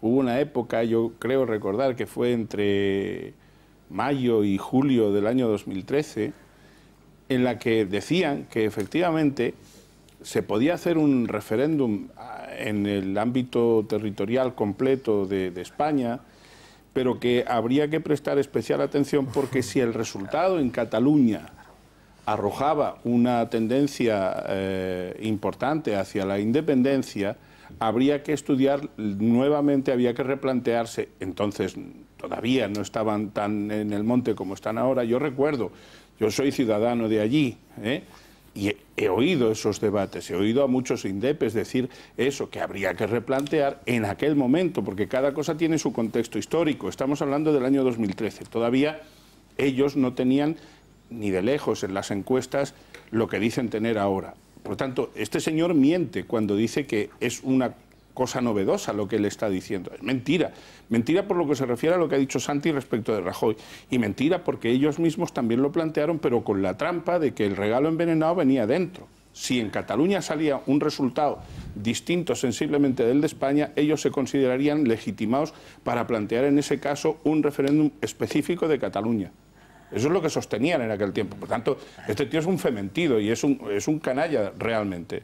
Puigdemont en el 2013 se dedicaba a intentar burlar las entradas en los hoteles, engañándolos con un pasaporte que había hecho no sé quién de su pueblo, falso, que decía Catalan Republic, ¿no? Y entonces se quedaba hasta cambio de guardia a ver si el paquis del hotel de Londres no se enteraba de nada e intentaba colarle, y luego llamaba a los amigos. Le he colado un pasaporte de los que hacemos nosotros, fíjate. Hay que tener cuidado de todas formas con el bombardeo ahora de este tipo de propuestas, que todas pueden parecer rocambolescas y esperpénticas, etcétera, etcétera, porque sí vienen una serie de intentos de colarnos el referéndum.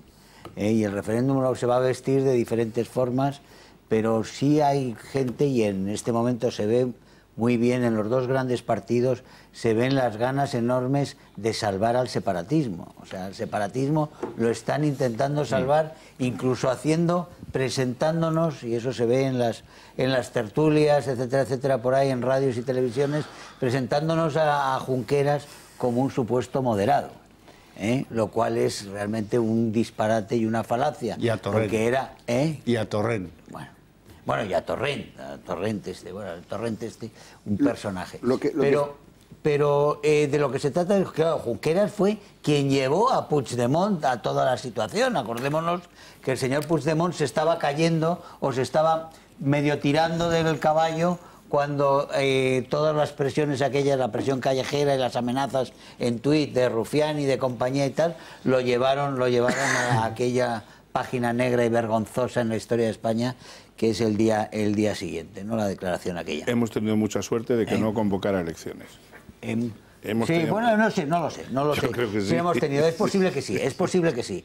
Pero en todo caso, Junqueras no es un moderado, y los intentos de presentar a Junqueras y a RC en general como una posición moderada es un intento claro de salvar unos separatistas, porque hay una serie de gente que quiere tener al separatismo, lo quiere tener como una baza propia, una baza para mantener, digamos, lo que es el gatopardismo. El gatopardismo se escuda en que tenemos esa amenaza permanente y que esa amenaza permanente va a seguir siempre ahí. Bueno, pues esa amenaza permanente del separatismo, tenemos la oportunidad de acabar con el separatismo y de acabar con el nacionalismo como una permanente amenaza para la convivencia en España. Y esa oportunidad la tiene la nación española y hay que presentársela a la nación española, y que el nacionalismo hay que derrotarlo para erradicarlo como una de las posturas políticas en este país, como no existe en otros países, y que las otras naciones viven en una normalidad que nosotros también nos merecemos. Que siga habiendo una serie de gente que se creen más catalanes que españoles nos puede dar igual a todos, pero no nos puede dar igual que tengamos permanentemente unas regiones secuestradas por unas ideologías que son unas ideologías destructivas. Esas ideologías destructivas las podemos llevar a la marginalidad. Los españoles y la nación se moviliza, y a eso le tienen miedo aquellos que viven de la nación desmovilizada y que viven de este reparto de papeles. Pues van a recuperar Mario y Javier. Yo estoy totalmente de acuerdo con lo que acabas de decir, pero aquí hay dos cuestiones. Una, se puede reformar la Constitución española tal y como está concebida, que lo ha planteado con toda claridad Santi. Se puede reformar en el sentido incluso de segregar una parte del territorio. Yo os digo que en estos momentos entre los juristas españoles, juristas políticos españoles, existe el debate.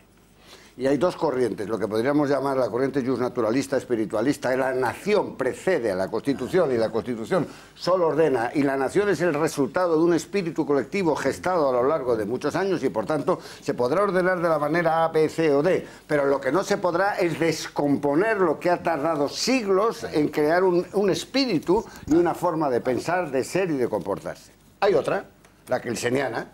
Miren ustedes, déjense de historia de espiritualistas, que esto me suenan al derecho natural y a tontunas. Aquí lo que hay es una Constitución. La nación nace de la Constitución y es lo que dice de la Constitución. Más allá de la Constitución, la sombra. ¿Quién está ganando en este debate? Ya veremos. Ya veremos. Ya veremos quién está ganando en el debate. Y segundo, la idea de este... Yo a los independentistas siempre les doy un punto de que van un pelín más para allá.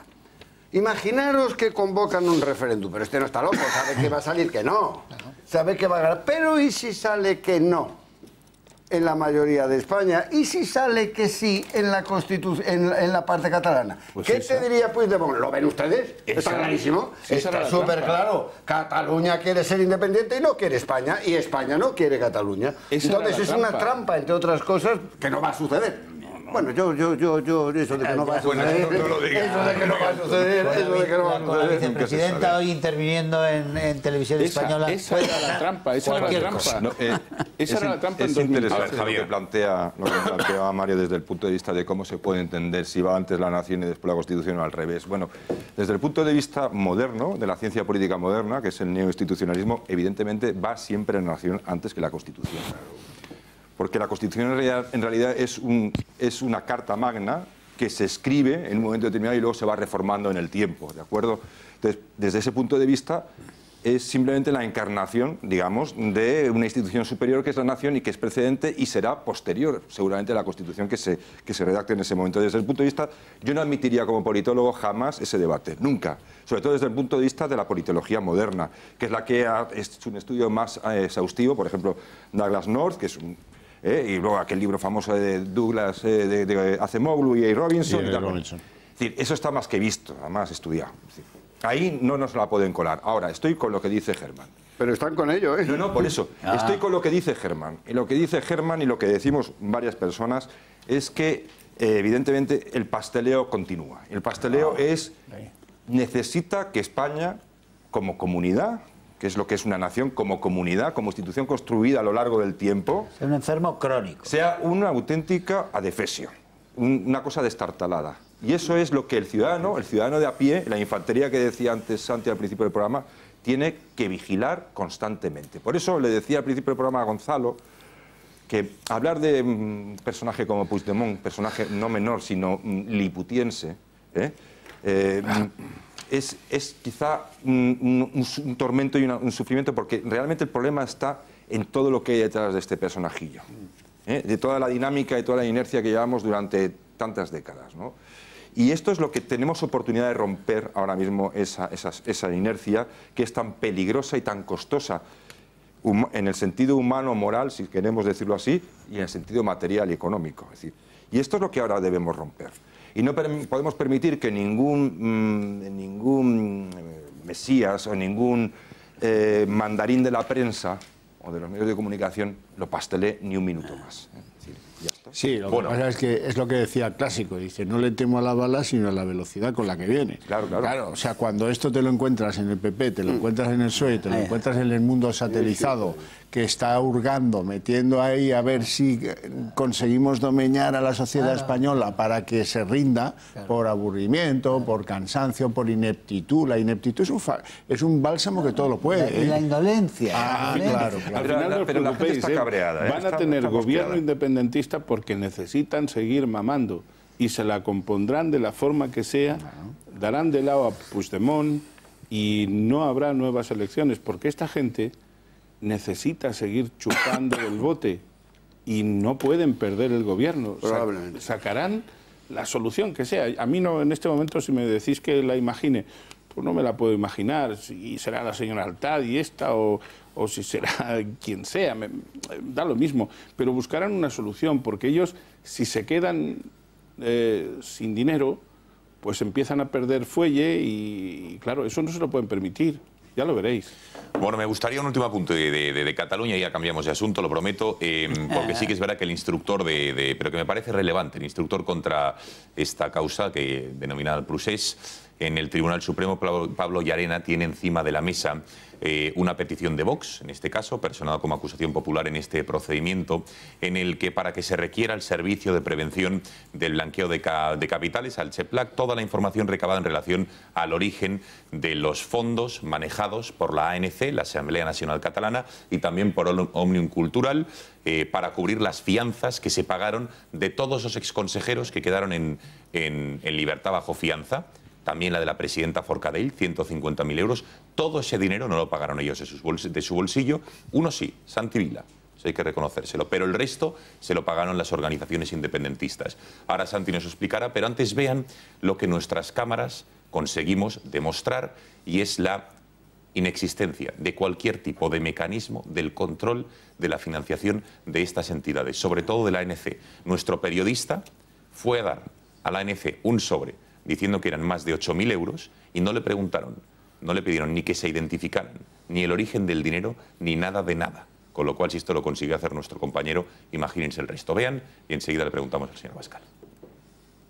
Hace 10 años denunciamos y demostramos en Intereconomía Televisión la extorsión a empresarios por parte de entidades afines a la Generalitat. Una campaña de extorsión lingüística a multinacionales en Cataluña que no cumplían sus exigencias de hablar o promocionar en catalán sus productos. Ahora hemos vuelto a Cataluña ya que se están produciendo supuestamente nuevas presiones para pedirles dinero a empresas afines y no afines. Un dinero que, para no dejar huella, ahora con tanta vigilancia se entrega en efectivo. Nos preparamos para intentar destapar lo que está ocurriendo con estas empresas. Cogemos un par de sobres y los rellenamos con lo que ven, recortes de papel. Queremos que una vez cerrados parezcan llenos de grandes cantidades de dinero. Visitamos la sede de Òmnium, una de estas entidades catalanas. Nos hacemos pasar por empresarios interesados en donar. ¿De qué importe estamos hablando? De 12.000 euros. ¿En efectivo? Efectivo, sí. Vale. No hay ningún... Tenemos una ley que nos impide hacer varias cosas. Y una de ellas es el tema de blanqueo de capitales. Entonces, todo lo que son importes superiores a 100 euros, que parece nimio, no lo es. Pero eso se puede hacer entonces, sí. Hacer un donativo no declararlo. Sí. Vale.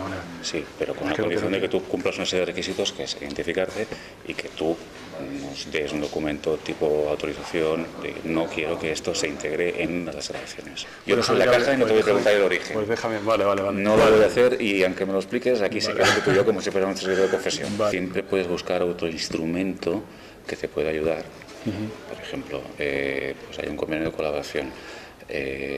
Puedo ayudar, no sé, al mismo por decir algo. Estamos buscando pues colaboradores, patrocinios. En un principio no había problema, pero luego quiere identificarnos para entregarles el donativo de los 12.000 euros. Ahora nos vamos hasta la sede de la ANC y sorprendentemente esto es lo que sucede. Temas de donaciones, ¿eso cómo se hace? ¿Cuánto es el límite? No, el límite tú lo pones, marcas tú, no, nosotros no. Pero yo no quiero figurar, ¿sabes? Si no quieres figurar... la hucha. Aquí. Monedas. Lo que tú quieras, o sea, tú tranquilo. Tengo 5.200 euros que quiero donar. Pues dámelos. ¿Será que no? Le entregamos un sobre en una bolsa con lo que se cree que son 5.200 euros.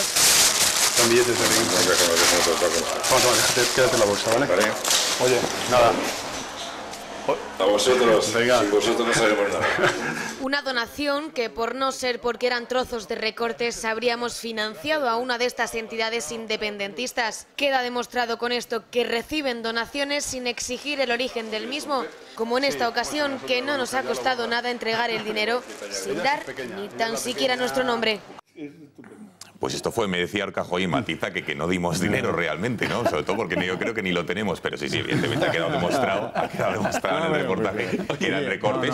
Pero bueno, aquí, oye, ANC, Òmnium Cultura era un tanto más, porque sí que creo que pedía la identificación, pero ningún tipo de control. Ponte que ese dinero viene de, yo qué sé, del blanqueo, de la droga. Es que al que va a dar dinero le hablan en español y le dan la mano. Y el abrazo, efectivamente. Si vas a pedir ya es otra cosa. Hay que decir, aunque sea fuera de antena, quién fue el artífice, quién tuvo la idea. Porque, genial. Te lo digo fuera de antena porque no vamos a... Santi, bueno, con esto demuestra lo que habéis pedido al juez de Arena, ¿no? Bueno, nuestra desconfianza estaba fundada. Yo os felicito por la idea porque la verdad que si nos llega a ocurrir a nosotros, os aseguro que lo habríamos hecho. Y habríamos grabado el vídeo y os lo habríamos traído aquí. Pero me parece que pues, nos ayuda muchísimo y precisamente este tipo de sospechas son las que nos animaban a pedir que se investigaran la procedencia de los fondos con exactitud. Hay otra procedencia, que es pública, que son las subvenciones, y que es verdaderamente grave. Eso es así. Y a mí me lleva a pensar en ese planteamiento sobre lo que es la nación y la Constitución, de que si está antes la nación que la Constitución, ¿cómo es posible que permitamos que con nuestros impuestos se financie a aquellos que quieren destruir la nación o que sean legales los partidos que quieren destruir la nación? Y por eso nosotros también estamos poniendo encima de la mesa, más allá de este procedimiento judicial, el debate en España sobre la ilegalización de los partidos separatistas. Como en Francia. Sí, como en la Constitución alemana, la portuguesa. Y creemos que es un debate que pues tiene que llegar a España. Hablábamos, es la profunda anomalía que algunos quieren mantener a toda costa. O sea que aquí llevamos una... El artículo ese de Cebrián, entonces va en la línea esta de la nación es lo que decidan cada una de las mini naciones. Sí, un momento, porque esto del artículo de Cebrián lo hemos hablado en la pausa de publicidad y los espectadores no saben a qué nos referimos. A ver, Germán.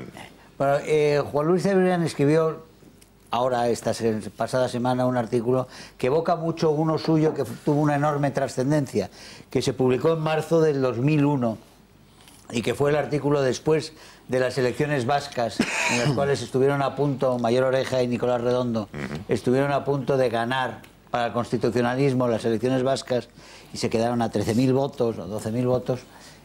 Hubo un artículo en El País entonces era mucho más que El País ahora, por supuesto, era mucho más poderoso, y hubo un artículo que decía que la izquierda, el Partido Socialista, tenía que romper esa aventura del constitucionalismo con la derecha y que tenía que abrazarse realmente para hacer una política, digamos, de progreso, abrazarse a los nacionalismos. Eso es lo que lleva a la ruptura, de hecho, eso es lo que lleva a Tinel, eso lleva, bueno, eso liquida a Redondo, trae toda la corriente y ya ya estaba Zapatero como secretario general. Pero claro, a partir de 2004 a partir de marzo de 2004 se convierte, digamos, en doctrina oficial del gobierno y entramos en la deriva que entramos en el pacto con ETA, los pactos de Cataluña con ETA a través del gobierno de entonces, de las entrevistas de Carlos Rovira, acordados en sus 2003. Sí. Toda esa deriva viene de aquella, digamos, aquel artículo que era de alguna forma lo que da cuerpo, el corpus todo lo que vale ideológico de la deriva después, que acaba siendo zapaterista con todos los efectos del zapaterismo, entre otros Podemos. ¿Y el de esta semana? Otro de los efectos. Y el de esta semana es un artículo que muestra la alarma de muchos también del Partido Popular, la alarma ante lo que, y lo ha dicho alguno, en el Partido Popular ya se ha oído que el mayor peligro es el nacionalismo español. Eso del miedo al nacionalismo español. Bueno, pues Cebrián viene a decir que el principal peligro para España es el centralismo y el nacionalismo español, y que hay que buscar mecanismos, en una reforma inmediata de la Constitución, hay que buscar cómo vacunarse frente a esa creciente amenaza del nacionalismo español que ven en la reacción que de hecho se ha dado, que es la nación española que se ha puesto en marcha después del discurso del rey y después de las manifestaciones en Cataluña. Entonces, eso les ha asustado tanto que él viene a decir que tiene que haber una reforma de la Constitución urgente y que esa tiene que dar el derecho a decidir a las diferentes autonomías. Porque así las autonomías tienen un derecho a veto sobre ese centralismo que sería la amenaza, que sería el nacionalismo español. Eso incluye... Cuidado, que no es una pajarraca de una persona a la que se le ha ocurrido. Pero es increíble. Que esto es un cuerpo ideológico que existe y que se está reaccionando ante lo que ven, que es la reacción nacional Germán, española. ¿dónde existe este cuerpo ideológico? Una amenaza. Para que la gente lo tenga claro, ¿dónde existe este cuerpo ideológico? Existe en toda la izquierda, por supuesto. Toda la izquierda es parte de ese cuerpo entusiasta, pero entra hacia lo que llamamos centro-derecha, sin duda, y el Partido Popular. Hay gente que participa de ellos. Pero fijaos hasta qué punto se adelantan al peligro que perciben del centralismo español y del nacionalismo español, que no tendría ningún tipo de representación en el Congreso. El otro día, en la encuesta del Instituto Elcano, decía que un 36% de españoles quieren o que se supriman las autonomías o que haya una centralización parcial de competencias. Bien, pues hay un 0% de diputados en el Congreso que sostengan esto. No lo sostiene nadie, no lo sostiene ni Ciudadanos, ni el Partido Popular, ni, por supuesto, el Partido Socialista quiere echar más leña al fuego. Y sin embargo, ya están pensando en hacer la reforma antes de que esa España pueda tener algún tipo de representación o que algunos de los que hoy tienen representación puedan levantar esa bandera, lo que no parece probable, la verdad. Claro, en realidad el debate honrado sería decirle al noble pueblo español, oiga, algún día vamos a tener que decidir entre pagar pensiones o pagar autonomías. Empiécenselo a plantear. Tal cual. Ahora eso no lo hace nadie, claro. Ese es un dilema que se va a dar. Pero yo creo que sí hay en este momento, si estamos viendo el auge de Ciudadanos, es precisamente porque al menos parcialmente Ciudadanos sí ha visto ese despertar y sí se está apuntando parcialmente, como digo, a lo que son lo que está viendo en la sociedad. La sociedad está reaccionando por sí sola, quizá con el único referente del rey. Pero permíteme, Germán, pero yo creo que Ciudadanos, si lo analizamos de verdad, así desde el punto de vista demoscópico, con todo lo que ha ocurrido, porque ahora este año vamos a cumplir una década del crack, de la gran recesión, del índice de la gran recesión que nos está hablando. Hasta el verano de este año pasado no habíamos recuperado el Producto Interior Bruto de 2007, que se dice pronto, es decir, este país las ha pasado canutas y parece que no ha pasado nada.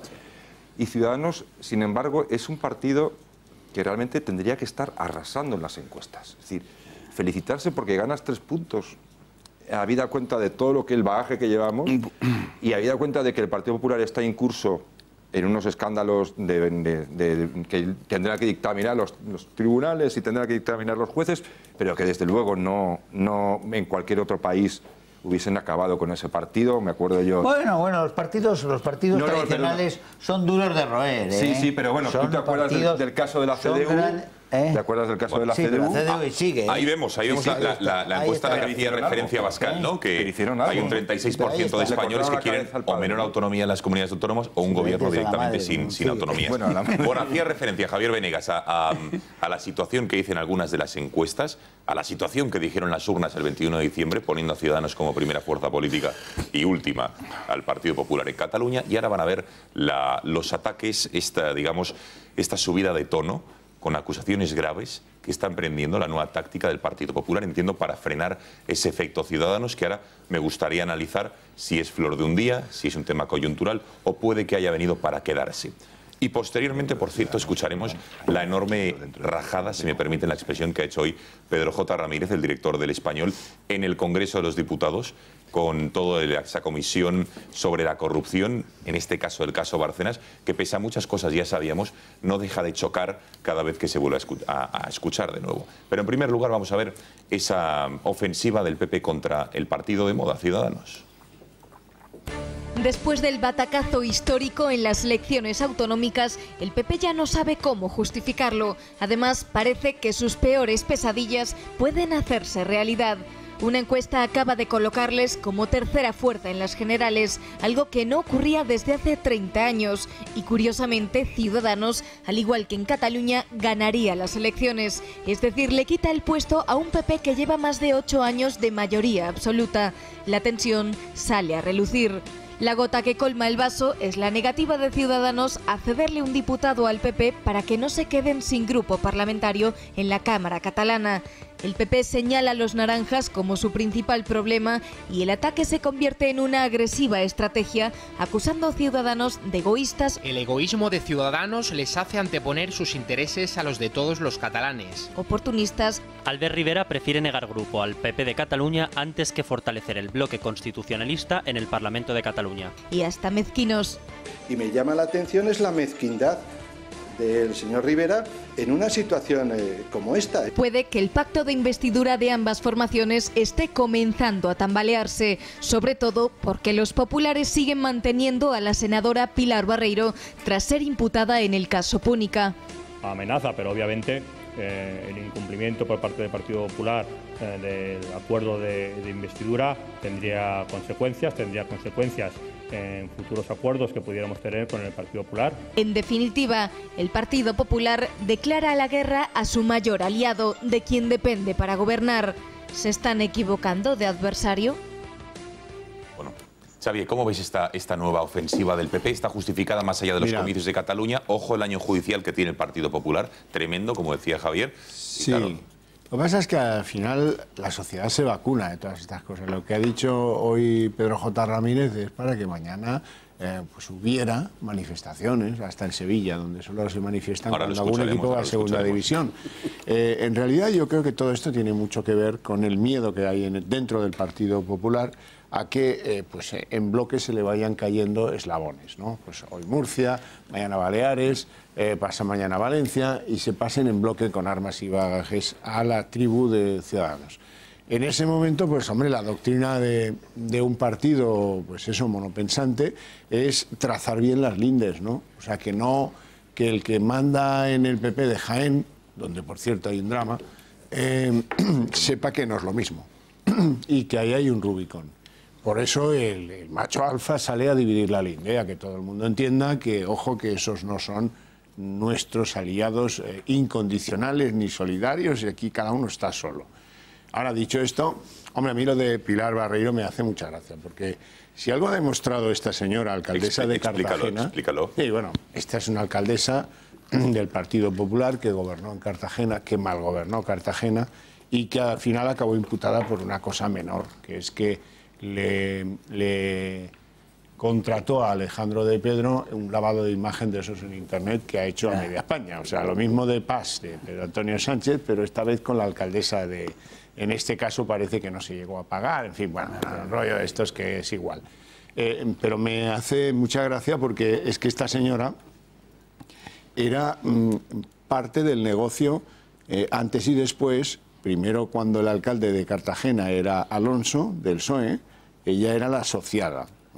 Y luego, cuando ella fue alcaldesa del PP en Cartagena, Alonso fue el asociado. Y a perder siempre Cartagena, como siempre. Pero de esto no se habla. Ahora estamos en el incordio de si hay que exigirle la cabeza. Nadie sabía quién era esta senadora. Es una senadora que, como todo el Senado, es irrelevante absolutamente. Y podían poner cabras, las legionarias y las otras. Les da igual. Pero bueno, oye, han puesto y se arma un lío absolutamente cómico. Yo creo que, sin embargo, y por acabar, que Ciudadanos no ha estado bien en lo de no contribuir al grupo parlamentario popular en el Parlamento catalán, porque ¿Tú no le hubieras dado el diputado? Yo le hubiera dado el diputado. Ah, ¿tú sí? Por supuesto que sí. ¿Por qué? Pues porque, hombre... el PP no se lo dio, en dos legislaturas a Ciudadanos. De acuerdo, pero la situación no es la misma y ahora entre estar solo o estar acompañado en ese Parlamento donde todos los demás son comanches hostiles, pues yo creo que vale la pena el intento. Es que sobre todo se lo debes a ese voto que tienes compartido, que una vez vota PP y otra vez vota Ciudadanos, ahora está más en Ciudadanos. Que si se admiten discrepancias, yo discrepo. Sí, se admiten, pero primero discrepa Santiago Abascal y luego Miguel. Yo soy muy crítico con la posición del Partido Popular, de Ciudadanos, muy especialmente con que Ciudadanos presionase tanto junto con el Partido Socialista para que el Gobierno, junto con la aplicación del artículo 155, firmara un decreto de convocatoria electoral. Pero para mí ver que se están criticando por algo tan esperpéntico como que no se cede en un diputado me lleva a una reflexión que es la contraria de Xavier. Es que tenía que estar prohibido que se cedieran diputados. Es decir, los ciudadanos eligen a unos señores y para constituir un grupo parlamentario necesitan 5. ¿Qué es esto de que con mi voto que he decidido A ti no te han cedido ningún grupo parlamentario, a nosotros no nos ceden ningún grupo parlamentario ni un escaño. Y además no queremos que nos cedan nada porque luego lo debemos. Pero a mí me parece que de alguna manera hay un fraude a los ciudadanos. Si no hay grupo parlamentario porque la ley no permite que haya grupo parlamentario y no tienen lo suficiente, no tenía que poderse producir esa cesión. Además, ¿en qué les afecta? Que hablarán un poquito menos. A mí el otro día me decía alguien, oye, como entréis al Congreso con uno o dos, creo que son, vamos, o con 3, no vais a tener, de euros, ¿eh? Decían, no vais a tener que, bueno, y dinero. Pero es que fijaros, es que es dinero y poder hablar un poquito más. Primero dinero. Pero fijaos de lo que están hablando. Ese es el debate entre el Partido Popular y Ciudadanos. Entonces a mí lo mezquino me parece eso. Además, yo cuando ya veo a Rafa Hernando salir a hacer estas acusaciones, ya es que me pongo del lado del que acusa a Rafa Hernando, incluso cuando es Podemos. Porque es tan zafio, es tan lenguaraz. Mira, acá vengo de un acto ahora convocado por el Partido Popular del barrio Salamanca, al que yo acudo hace muchísimos años en homenaje a Gregorio Ordóñez. Y más allá de las discrepancias y de las críticas públicas que he tenido con muchos de los que allí me he encontrado, y pongo como ejemplo a Javier Maroto, al que le he dicho de todo en público, o al propio Alfonso Alonso, yo mantengo las relaciones con la gente.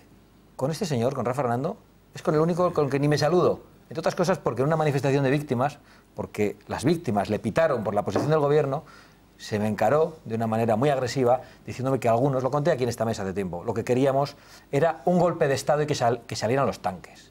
O sea, cuando esto se lo dice a uno que en aquel momento era compañero de partido, ¿qué será capaz de decir a los demás? Este es el nivel del debate político, ¿no? Pero vamos, son los que dicen que el problema es el nacionalismo español. Claro, y otra cosa, se equivocan de enemigo, porque han atacado a UPyD de una manera tremenda, una agresividad tremenda. Ahora Ciudadanos. Y en cambio a los separatistas no les atacan con la misma contundencia. Los tratan muy bien. Claro. Bueno, Miguel. No, si me lo ha ahorrado prácticamente todo Santi, pues yo iba a decir que lo de ceder escaños, pero qué guarreteo es eso, hombre. No, vamos, eso es un fraude, eso es simplemente aprovechar que ellos no quieren modificar taxativamente la normativa parlamentaria para prohibir eso. Pero de verdad, o sea, se puede, al final es como cederse hijos o como cederse, yo qué sé, no quiero pues si no, porque quiero escuchar a Pedro J. la rajada que ha pegado en el Congreso, que ha sido espectacular. Bueno, pues, Javier, perdona. Escuchamos a Pedro J. No, lo único es decir que lo de el pasteleo este del escaño y tal, pues es la costumbre. ¿Os acordáis de cuando ganó las elecciones el Partido Popular y Mariano Rajoy empezó a decir quién iba a ser el ministro de esto, el ministro de aquello, tal, y lo hacía en la sede del partido de Génova como si aquello fuera la ceremonia de los Oscars, es decir, no pasando ni por el Congreso. Es decir, y el Partido Popular en pleno, cada vez que salía un nombre, aplaudían emocionados, ¿no? Es decir, ese tipo de cosas, cuando ya el Partido Popular pierde las formas, hasta las formas, es decir, porque tú puedes decir, yo decido el ministro que quiero poner y me da igual porque todos aquí votamos en bloque y punto, aprietas el botón que yo te digo.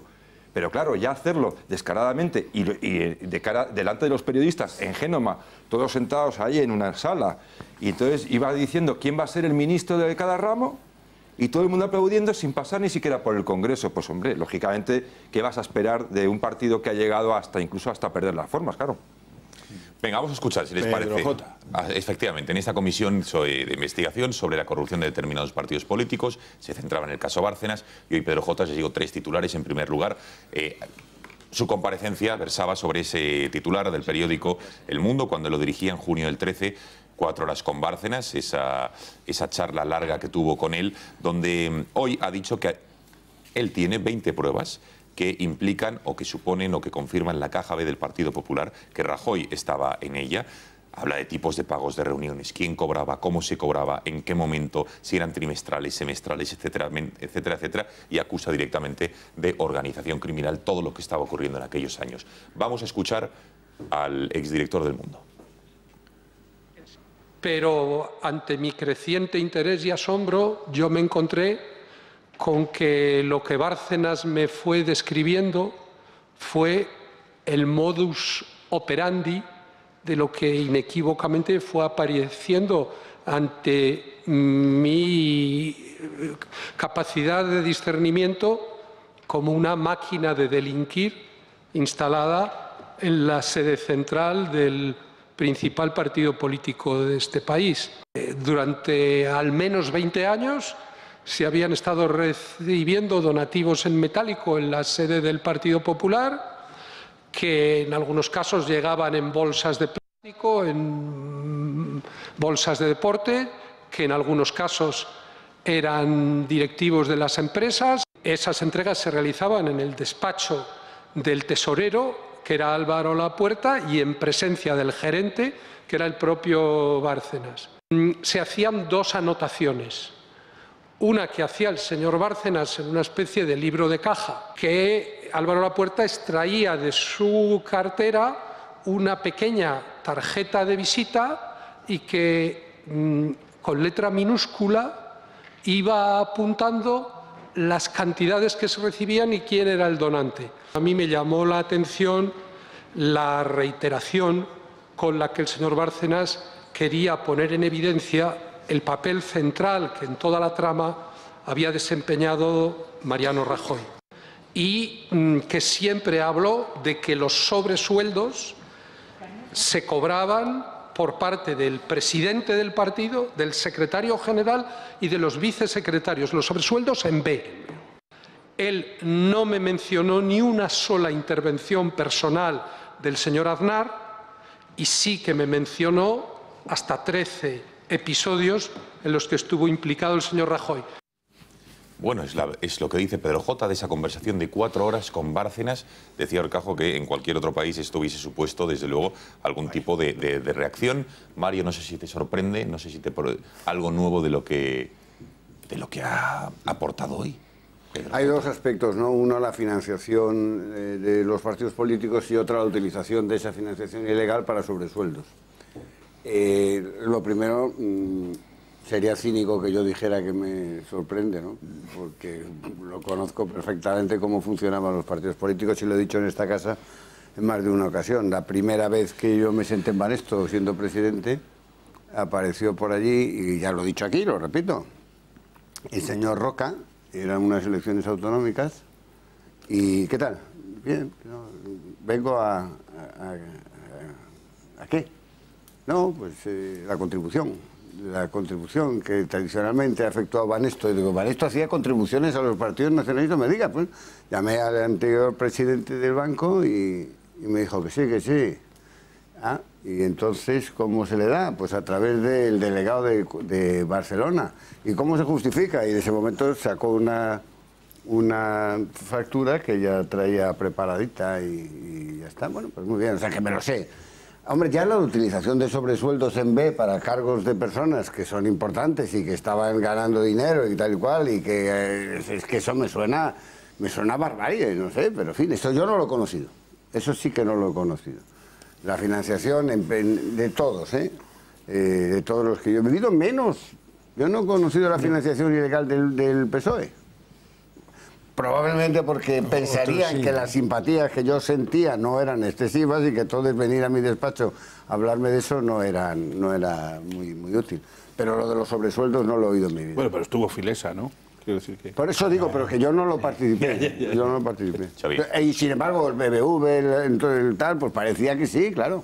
Bueno, esto es algo con lo que vivimos desde hace ya 7 años, que no acaba de coronar. Pero, hombre, hoy pues tampoco sabemos, ya los españoles nos hemos olvidado en qué posición está Bárcenas. A presales y preguntas en la calle. A ver, ¿en qué quedó lo de Bárcenas? ¿Qué ha dicho en los tribunales Bárcenas? Pues la inmensa mayoría nos hemos perdido. Nos hemos perdido. Por eso es tan prudente que Pedro J. vuelva a poner la boya donde estaba. Pero claro, ahí está. La cuestión es cómo es posible que esto dicho ahora tan claramente, tan detalladamente, no vaya a tener mañana ningún tipo de consecuencia. No vaya a tener mañana ningún tipo de consecuencia. Pero Bárcenas le va a ratificar. Hay perfectos analistas, gente muy profesional que se dedica a embarrar el campo. Si el que viene juega con la pelota al pie, le crece la hierba, le pone no sé qué y no juega. Entonces resulta que aquí tenemos la vacuna tan inoculada. Hablando de lluvias. ¿Pero qué pruebas tiene de que Bárcenas ha dicho eso? Como no le pillen abriendo la caja de puros con los 9.000 euros en la mano del Tribunal Supremo en sesión plenaria, no hay caso. ¿Qué pruebas tiene de que eso es exactamente? Imagínate que Bárcenas sale mañana diciendo, bueno, este hombre está regular. Yo no le dije nada de eso, pero ¿cómo le voy a decir semejante cosa? ¿Tiene alguna grabación? ¿Tiene algo por que apoyarse? Anotaciones. Y cuando lo conclusiones son de su propia mano. En aquel momento, Pedro J. sí pensó que tenía la munición para cargarse a Rajoy. Y lo que está claro es que Rajoy tenía la munición para cargarse a Pedro J. En tiempos de hegemonía de Pujol en Cataluña, cuando descarrilaban todos los casos judiciales, unos por prescripción, luego aquel fiscal que veía aromas de corrupción, pero solo aromas y tal, al final destilamos en el mundo canalla de la pluma, destilamos una frase genial que dice: a este tío solo lo pillan el día que con un menor y en los lavabos de la Plaza Cataluña, sí, pero siempre puede llegar un Mossos d'Esquadra y decir, es un ilegal, que lo devuelvan a otro sitio, ¿no? O sea que ni así. Yo no creo que... Yo no le veo. Los viejos partidos hacían una cosa que no sé si sabéis, o al menos lo que yo he conocido del PP, es que no cobraban las cuotas a los afiliados. El PP se ha vanagloriado durante mucho tiempo de tener una base de afiliados de entre 800.000 y 1 millón de personas. Estoy convencido que eso ya está por los suelos, pero si un día os molestáis en hacer la investigación y consultar con afiliados o exafiliados, os confirmarán que la cuota no se les cobraba. ¿Por qué? Porque se financiaban por una vía con total seguridad, que es la de las cuantiosas subvenciones públicas, y otra, que es la que se ha puesto aquí sobre la mesa, que es la de los donativos en metálico y anónimos, supuestamente a cambio de favores, de concesiones, etcétera. ¿Qué han hecho? Es una reflexión lateral, ¿Qué han hecho esos viejos partidos a su vez? Limitar las posibilidades de financiación de los nuevos partidos. ¿Cómo? Evitando, por ejemplo, que antes una persona podía donar 100.000 euros al año a un partido político, de manera pública, con su nombre, y podía hacerlo como persona física o a través de una empresa, como persona jurídica. A día de hoy no se puede hacer una donación como persona jurídica, tiene que ser como persona física para que Montoro sepa con absoluta certeza quién es el que dona y a quién le tiene que abrir una inspección fiscal. ¿Y qué más han hecho? Limitar esos donativos máximos a 50.000 euros. Es decir, ellos se han garantizado una financiación extraordinaria por 2 vías que les permite estar en las instituciones y a la vez han dificultado la financiación de los demás. Nosotros fundamentalmente nos financiamos en Vox con pequeñas cuotas de afiliados, con campañas de captación de fondos, pero alguna vez, muy extraña vez, ha venido alguna persona para hacer una donación más importante y le hemos tenido que decir que no la podíamos aceptar. Sin embargo, estos ya, según lo que dice Pedro J, ya vemos cómo se las gastaban y cómo las aceptaban. Venga, un segundo, Miguel, 1 minuto y medio de publicidad y regresamos aquí en el Catalagua con la última ronda de opiniones. Hasta ahora.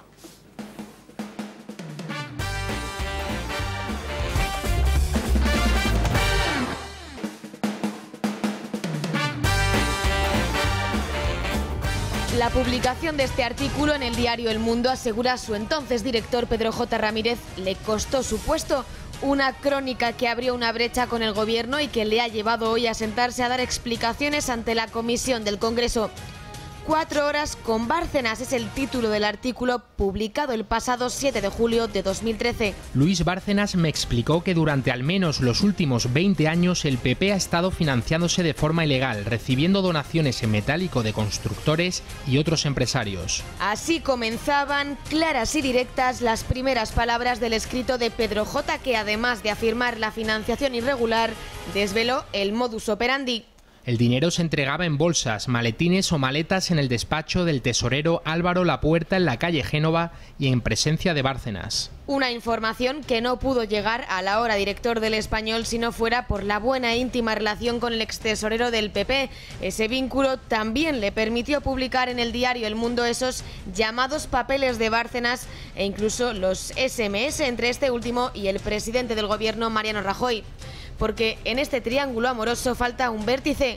Javier Gómez de Liaño, abogado de Bárcenas durante su defensa por la contabilidad B del PP y además amigo personal de Pedro J. Ramírez. Gómez de Liaño fue el encargado de poner en conexión a dos personas que han tenido que pasar por dar explicaciones en una trama en la que cada vez están más claras las irregularidades en la tesorería de un partido que actualmente gobierna nuestro país. Bueno, Miguel, ¿qué sabes de esa reunión? ¿Fue grabada? ¿No fue grabada? ¿Es cierto lo que dice Pedro J? No sé si has tenido ocasión de preguntarle a Bárcenas si hizo todas esas confesiones. Tú lo que quieres es que me coma el tigre, ¿no? Como dice.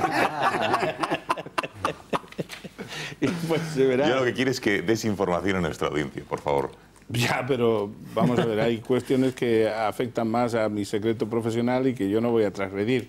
Lo único que tengo que decir respecto de lo que ha informado nuestra querida compañera es que, hasta donde yo sé, esa entrevista pues se produjo el martes 11 de julio del 13. De junio del 13,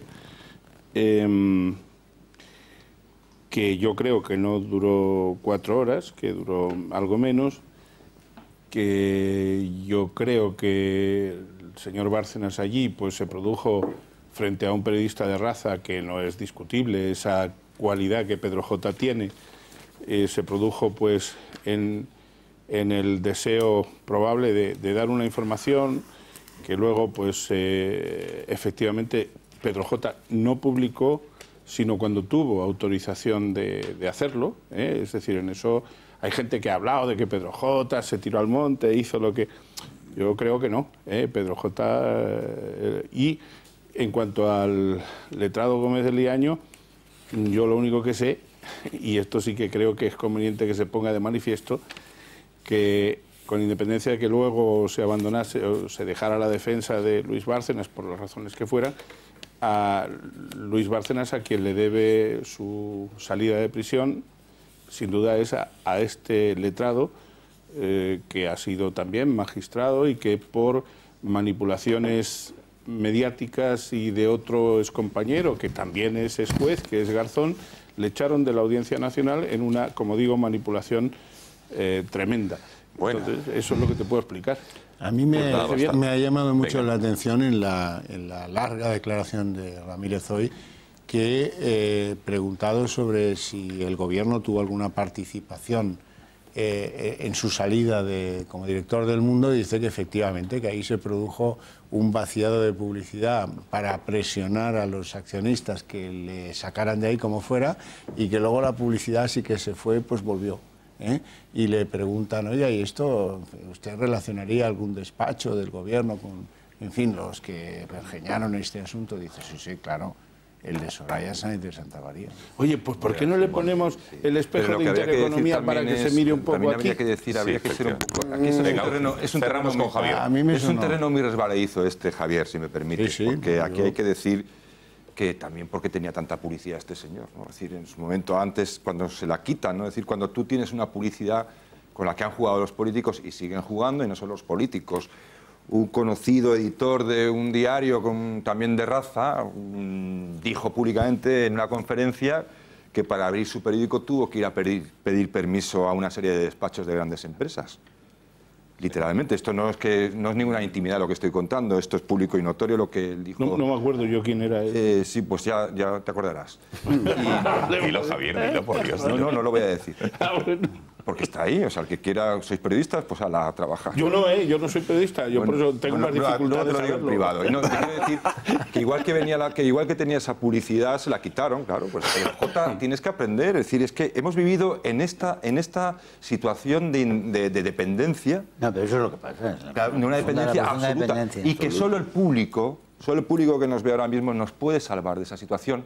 Y tenemos que apelar al público porque el diálogo entre periodista o información tiene que ser sin intermediación, público e informador. Como ocurre en Estados Unidos, por ejemplo. No se puede lamentar de que Soraya le quitó la publicidad porque también anteriormente se la habían dado. A mí, Javier, entenderás que por conocido el método me ha sido interesante oírlo de otra boca. Sí es cierto que realmente... ¿Qué ha sido conocido el método? Claro, el método de la señora vicepresidenta.